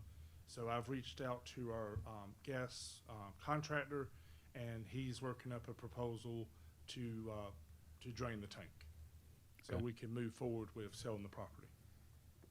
Okay. And I believe earlier today, it has about 2,300 gallons left. I'm assuming in that proposal, the provider is going to pump the gas out and then they're going to dispose of it, or? They're trying to hire 2 subs, one that will reclaim what's left of the gas, and then another to dispose of. But if they cannot find another sub, then they'll pump it and dispose of it properly. Okay. Yes, sir. This is an environmental, gas reclamation company that the water department has been doing business with for a long time. Okay. This is not a new contractor. Thank you.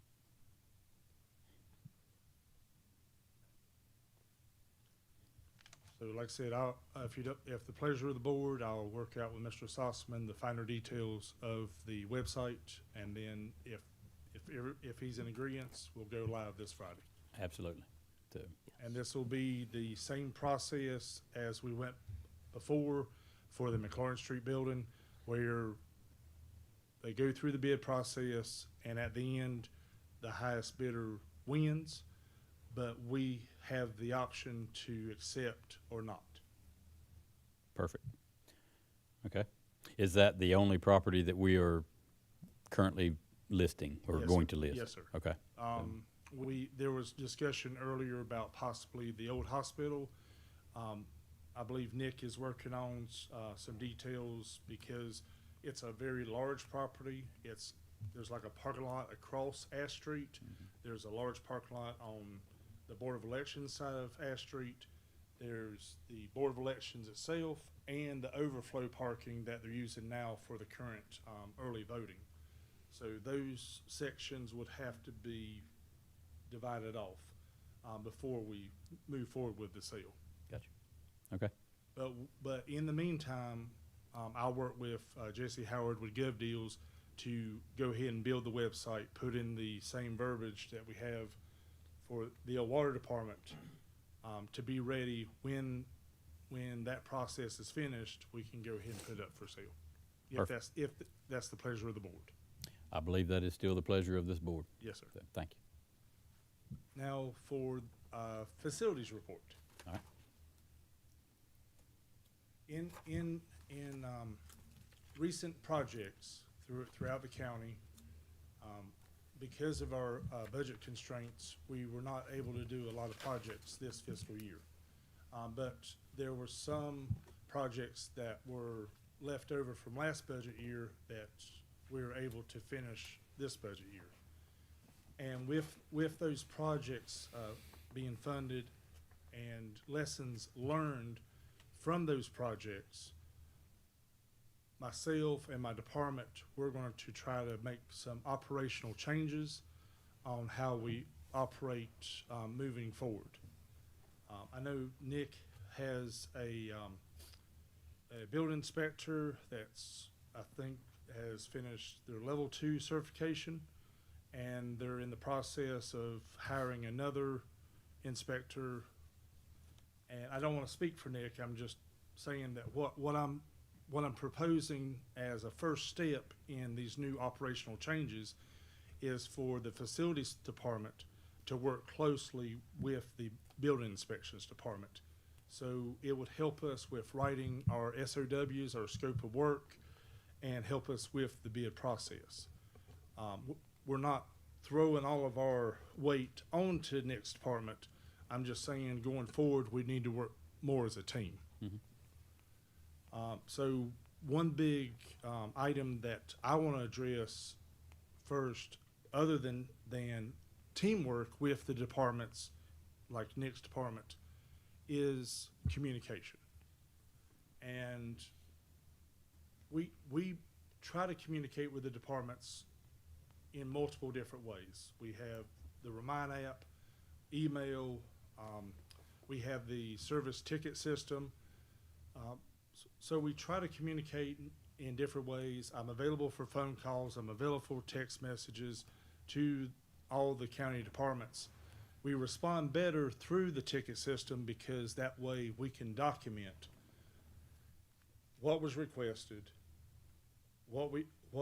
how we responded, what the response is, and is it something we can handle in-house, or do we have to contract that out, or do we have to bid out? If it's a large project, do we have to bid it out?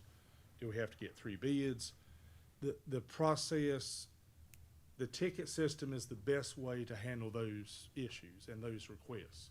That way we have documentation. And in the past, there's been departments that have performed work on our buildings, and my department was not aware of those improvements or renovations.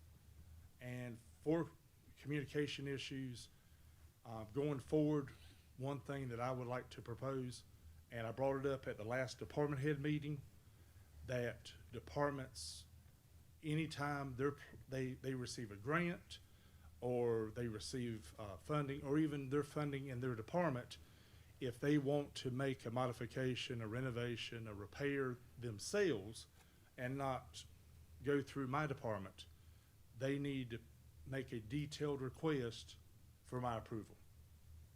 And the approval process should go through the ticket system. That way it's documented. So like I said, I brought it up at the department head meeting and expressed to them that any request for departments to go through the ticket system, and then if it needs either county manager approval or board permission or approval, I would then pass that on to the board for higher level approval.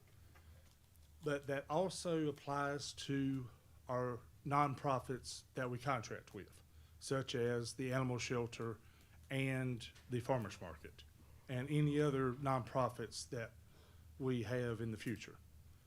So I would like for the animal shelter or the farmers market that we currently have a contract with, if they're going to make a modification, an improvement, a repair, or anything to our county-owned building, that they put it in writing in a request through an email to me for approval. And if it's something above my authority or my scope of work, then I'll pass it on to Mr. Sussman. I'll forward him the email. And if it's a item that needs to be brought before the board, then I'll forward that email to the board. But the reason I'm before the board right now doing this facilities report, I would like to request a motion to ask departments and nonprofits that we currently have a contract with to seek my approval for any work performed on county property, to the building, to the facility itself. Mr. Small? Yes, sir. Why do you need a motion from this board to move forward? That seems like an administrative matter. That's a good question. I could handle that myself.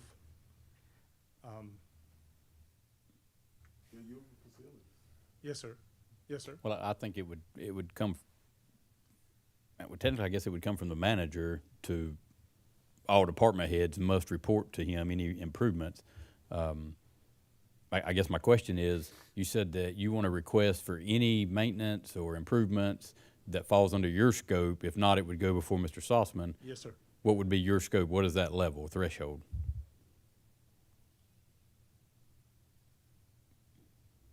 Like I said, the main point of this is communication. I mean, and I guess what I'm asking is if I choose to paint this wall in here, can you approve that? Yes.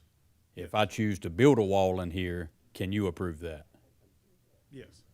If I choose to build a third floor on this building, can you approve that? I don't think so. So I don't know what your. I think that would be out of my scope. And that's why I'm just trying to figure out what your scope is. How minute of an issue are we going to request something from? Is all I'm at, because I don't know. Right. So if a department, let's say, Cooperative Extension is going to repaint their building. Mm-hmm. Later down the road, a year or two, the paint might come off, and they might want me to repaint it. So it would have been nice to know or had communication with that they had painted it. And that's, like I said, that's the whole point of this is communication. Yeah. And yes, I can approve painting a wall or putting down carpet or putting down flooring, yes. But if it's like, there's different thresholds, like of dollar amounts that I can approve through the finance has the different levels of procurement. Like I think department heads have to get 3 prices up to like 5,000, and then 30,000 we have to get approval to get 3 bids or 3 prices.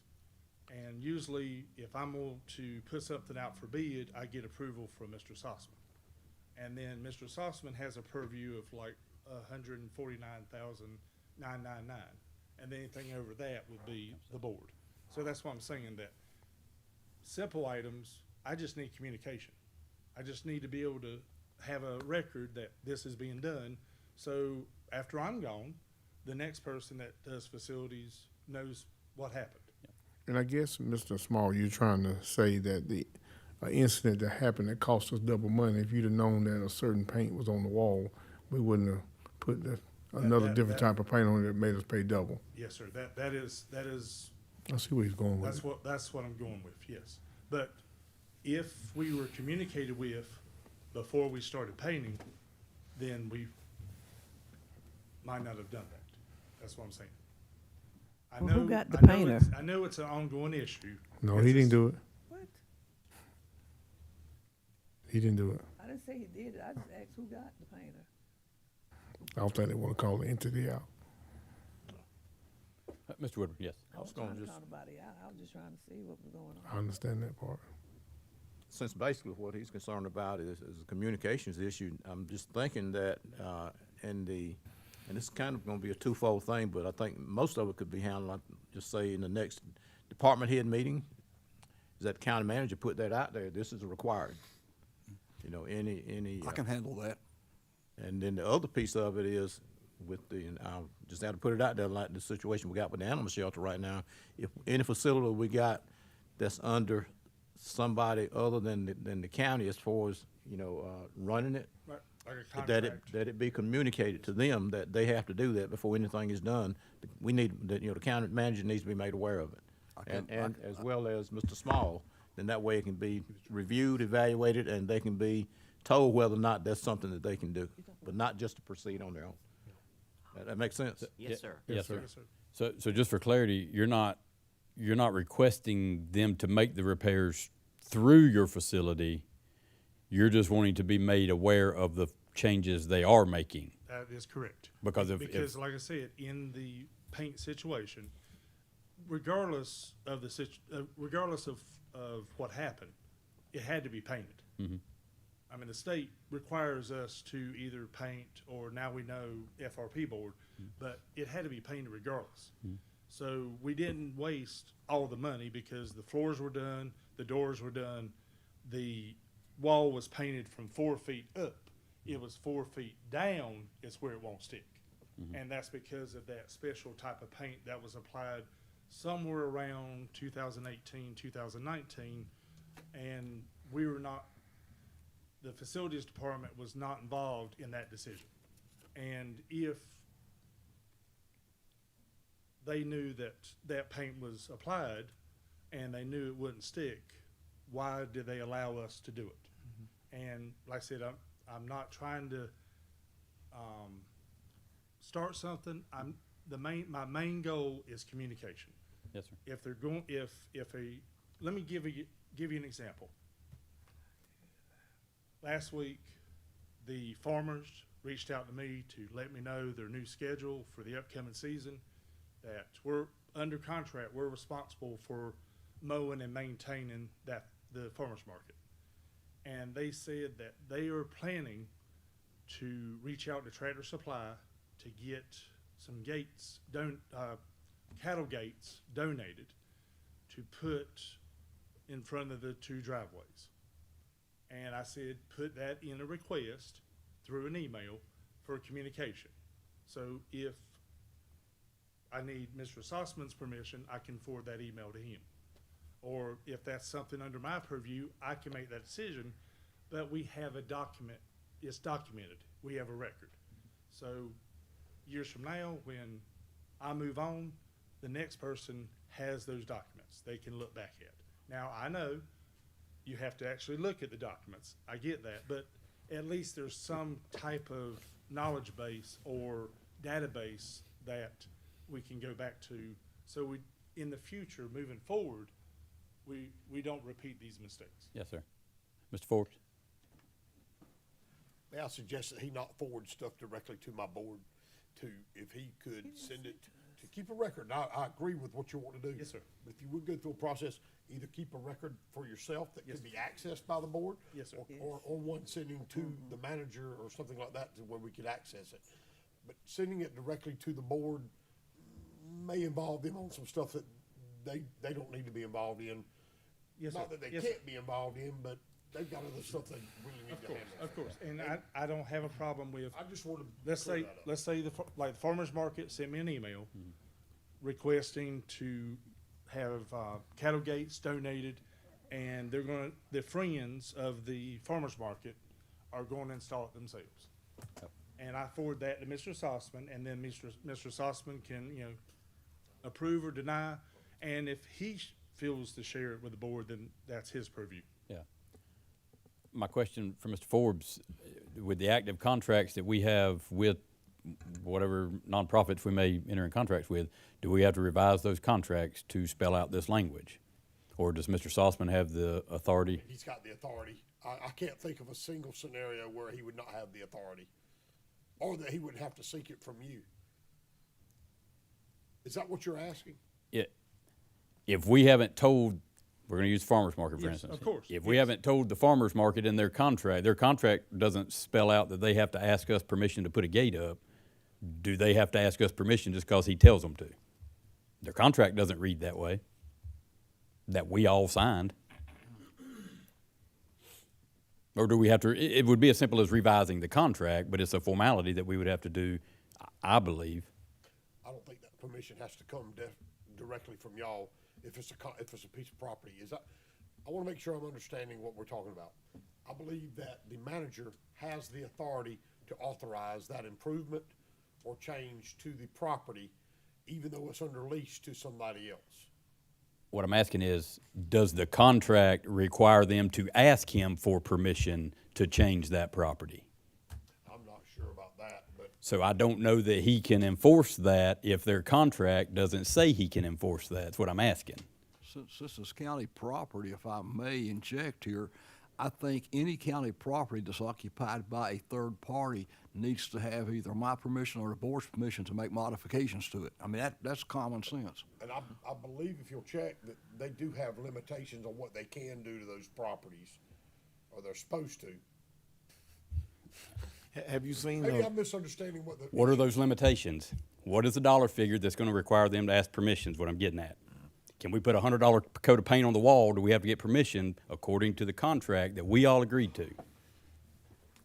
I agree it should come through this. I'm just making sure legally we can require it. I agree 100% with what Mr. Small was asking.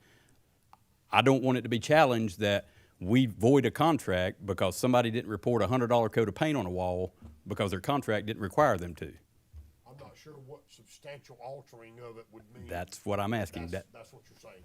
I'll review that and get you an answer on Okay. that, okay? I was understanding that he was gonna have to get permission from y'all. No. instead of No. coming to him. He mentioned getting it from the If I misunderstood that, county. Then I misunderstood that, and I apologize for interrupting you. No, I you're just fine. wanna make sure we did that, okay? Yeah.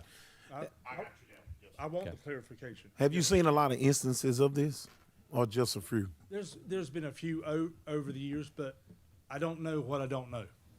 Yeah. Until another situation happens where prior knowledge would have been beneficial, I don't know.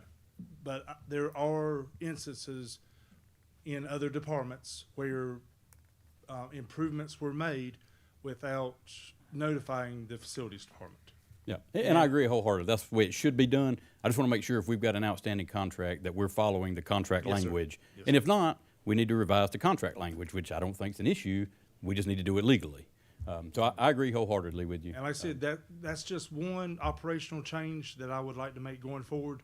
But I feel like the first step should be communication. I agree with you 100%. Yes, sir. Okay. Yes, sir. I hate to put us on the county attorney, but that's what he's getting paid for. My thinking is maybe these contracts that we have in place need to be reviewed just to see what kind of restrictions are in place, if any, and go from there. Yep, I agree, and that's all I'm questioning is before the manager tells somebody they got to do something. Yes, sir. Let's make sure their contract says he can. Right. And I agree he should be able to, but I just want to make sure legally he can. So yes, if you'll review that. Perfectly. Thank you. And Anything if you else? don't mind, I'll finish my report. Yes, sir. Yes, sir. But like I said, there are operational changes that I plan to make because of recent events. Like I said, reach out to the building inspection department. I know when they were, training their staff, they were not to the level that we needed them to be, but I feel confident now that they're ready to work as a team. Not saying they wouldn't do it before, I'm just saying now they have the proper skills to help us. Okay. Another communication piece, we've done this many years ago. The finance department and the HR department are providing a monthly report in the agenda packet, and I would like to also add the facilities department and on occasion the Parks and Recreation department in that packet. Have a spreadsheet of like projects we're working on, like the different requests. I put it in. I gave a copy to Marina to share with the board, and I'm just going to read from it right now. Service tickets since my last presentation on November 2nd.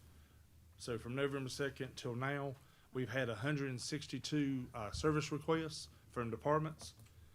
63 of those are open requests, 68 are closed, 14 are pending, 11 are canceled, 5 are resolved, 1 is on hold, and currently 0 are not budgeted.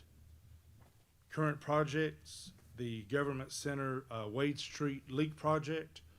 You probably saw the construction on Wade Street over the last couple weeks. Had a lot of rain this weekend, and so far the wall is dry. So I consider it a success. The real test will come when we have a major storm or hurricane. But for now, I consider that completed and successful. Number two, when I presented to the board back in November, I mentioned that we needed an intercom system for the detention center. And I'm currently in the process of writing the scope of work and working on the RFP for advertisement. And once those are completed, then I'll make a presentation to the board for that project. Number three, the Sheriff's Department, the front stairs, during the first ice storm, Fern, the water intrusion into the concrete, when it froze, it broke the concrete away. The Sheriff's Department has blocked off one section of the stairs. I reached out to a couple contractors to get pricing, and while the engineer was at this building looking at our leak, I had him walk over and look at that as well. So I've placed that as pending. We're still working on that. The rear stairs to the law enforcement building, which we've been working on for many years now, it's to the bidding stage. I told Mr. Sossman that I would not move forward with that project until we heard from the audit. And now we've heard from the audit, then me and Mr. Sossman can have the discussions about next steps on, well, I know that's a pun, but moving forward with that project. Yeah. Child support, access control, that's completed. The courthouse front door and rear door, which that's something that we've been requesting for a number of years, that's completed. The animal shelter RFP project, as I wrote this, it was 50% complete. Our contractor feels like we're close to 75% at the end of today. The insulation project, I'm working with the building inspector to write the scope of work for that project. I've already have a template for the RFP. I just need to put the two together to put it out for bids. The current opinion is to go with spray foam in the rear building. And the inspections department has given me 3 contractors that do that type of work. So once the scope of work is written, RFP is ready to advertise, I'll make sure I send it to those 3 vendors. And then and like I said, the other project, the FWD project, is the floor, walls, and doors in order for the Friends of the Animal Shelter to get their license. And we addressed that earlier, so I'm not going to bring that up. And that's all the projects we have right now. So that's the end of my report. But going forward, at least one monthly meeting, I will provide a copy of our current projects and our current ticket situation. Okay. Any questions? Any questions for Mr. Small? I have a question. Yes, ma'am. Yes. You did come and change the locks at child support, right? I did, and I worked on the sensor as well, because it might be triggering the door to come open. But I noticed another issue that I'm gonna have to address. Yeah, because once you open that glass door, our door just comes open, and it does it on a regular basis. I just want to, but thank you for the what you do. Like I said, I've made a few adjustments to that door, and I have another solution I'm looking at. Okay. And I'll try to address that within the next week. Thank you. Yes, ma'am. All right. Thank you for the Yes, sir. very thorough report. Appreciate what you do. Yes, sir. Thank you. Yes, sir, Mr. Just Woodward. Yes, one sir. question. Yes, sir. I think there was some record storage in one of both of those buildings, either the one on McLaurin Street or. Yeah, the McLaurin Street building only has a file cabinet and a refrigerator used by environmental health, and my staff will remove that before the sale. The old water department has old documents from the water department, so I'll reach out to Mike and Chris to do a tour to see what we need to do with those papers. If we have to, we'll move those over to the annex. Okay, yeah, I was just thinking if they that, have to be retained. I was thinking that was one of the, and I don't know if it was the health department, one of the departments in the county, I believe, was using one of those buildings, I might have been the Oh, water okay. department for, storage of records, because they didn't have anywhere to keep them. Yes, sir. We moved those several months ago over to Okay. the annex. All right. Thank So those are stored, they're in a storage room at the annex. Okay. So that has been completed. Yes, sir. Thank you, sir. Okay, any other questions for Mr. Small? All right, again, thank you for your report. Yes, sir. So, Have a good night. you too. Thank you. Yes, sir. Thank you. All right, so we'll move on. I don't have anything under the chairman's reports. We're going to move on to commissioner concerns or comments. Yes, sir, Mr. Gatewood. Mr. Chairman, I have several items. Number one, some months ago, we made a request to give every county employee a COLA of 2.5%. And our finance officer recommended we not do that because we couldn't afford it.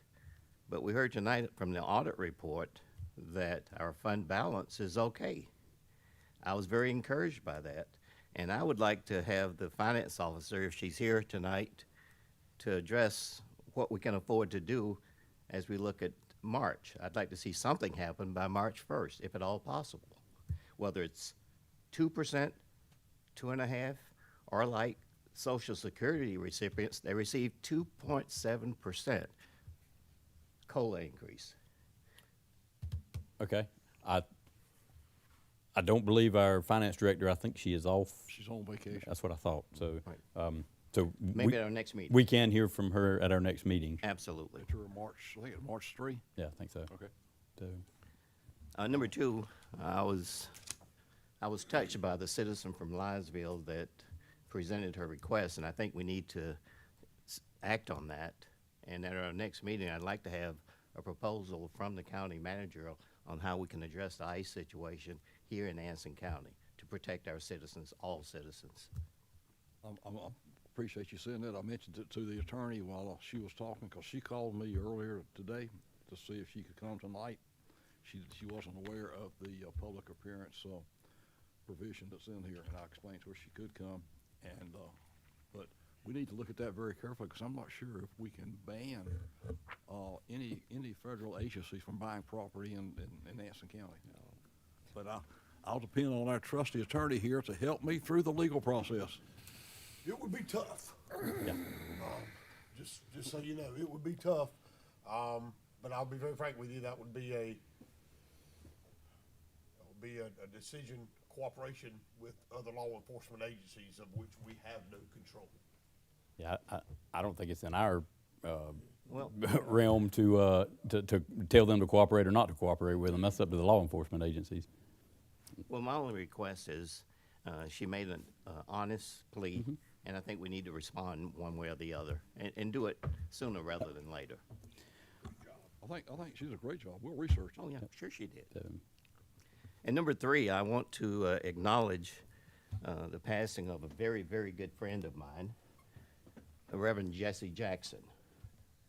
You probably read or heard that he passed earlier today, 84 years of age. He spent most of his adult life in Chicago. He was actually born in Greenville, South Carolina, about 2.5 hours from here. He graduated from North Carolina A&T with a degree in sociology. And I had some of his same instructors when I went to A&T, and they said he was an excellent student, talked a lot, and I can understand that. But he was one of Reverend Martin Luther King's right-hand people. He relied heavily on him, and he was familiar with Anson County. I know that as a fact, because he made a presentation at a church I attended in Indianapolis back in the 1980s. And as an official in the church, believe it or not, I assisted in serving them dinner. He had a congregation, probably 6 or 7 people. So we prepared dinner for him before he made his presentation. And he asked me, "Where are you from?" And I told him. And he said, "I'm familiar with Waynesboro and Anson County." But again, I just want to acknowledge the passing of Reverend Jesse Jackson. He's done a lot for this country, and I think we'd be remiss not to acknowledge it. I appreciate you bringing that. I was not aware of that today, so I appreciate you bringing that awareness. So, Thank you, Mr. Chairman. That's all I have. all right. Any other commissioner concerns? Mr. Woodburn?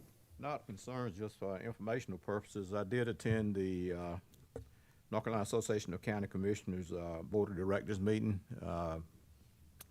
February the 6th and 7th, and just kind of interestingly, some of the information that was shared as far as revals are concerned, because that's what we're coming up on. 51 counties do revals in a shorter time frame than the others, in less than 8 years. So just like I said, it's just for informational purposes. 71 counties completed the reval in the last 3 years. Okay, let me see. And the other thing that was talked about was the increasing costs to the state or to states as far as SNAP benefits are concerned. And the one thing that I thought was pretty interesting, because and some of you may know this, especially Ms. Jackson and Mr. Gatewood, since he's part of the DSS board, is that on SNAP benefits and EBT cards, they have what a range for errors, and that is 6 to 10%. And if you're above 10%, your county has to pay a penalty. And North Carolina now is less than 6%. And I mean, North Carolina's at 7. If you're below 6%, there is no penalty. And the interesting thing about it is 35% of the errors are usually caused by the applicant. The other 65% due to county error. That was when they were out of the range for it. Okay. And okay, like I said, last August the county error rate was 6.7%. But the main thing is the amount of funding that's been pushed down to the counties because of the change in SNAP benefits. And just another reminder that the district meetings for the North Carolina Association of County Commissioners is March the 6th. That includes District 10, and there's about 3. I don't have those pulled up right now, and it'll be in Randolph County. And I'll share the information. Matter of fact, I'll get that out in an email probably in the next couple of days. That's all I have. Okay. Thank you for those updates. Anyone else? Mr. Leary? I'll piggyback off of what Mr. Gatewood said there. I know I said it in the past when I talked about employee raises. I'll still stand by it. I don't want to go I won't support a complete employee or a COLA raise until we do something merit and based on performance. I believe the merit of employees should be recognized before we continue on with blanket COLAs. That's my only thing. So I know we talked about it probably 6 months last budget time. I think good employees need to be recognized. So that's all. So okay. All right. Thank you for that. Any other commissioner concerns? Okay. Hearing none, Mr. Forbes, do you have a closed session item for tonight? Don't have any closed session, but I would like to address the board about something, if you wouldn't mind. Yes, sir. Our next meeting is March the 3rd. It's also the voting day. My boys have gotten a seat or a suite at the Hornets game, and I would like to attend that instead of being here. I will be available by phone. I'm not asking for a vote. I'm just asking if anybody has a problem with it.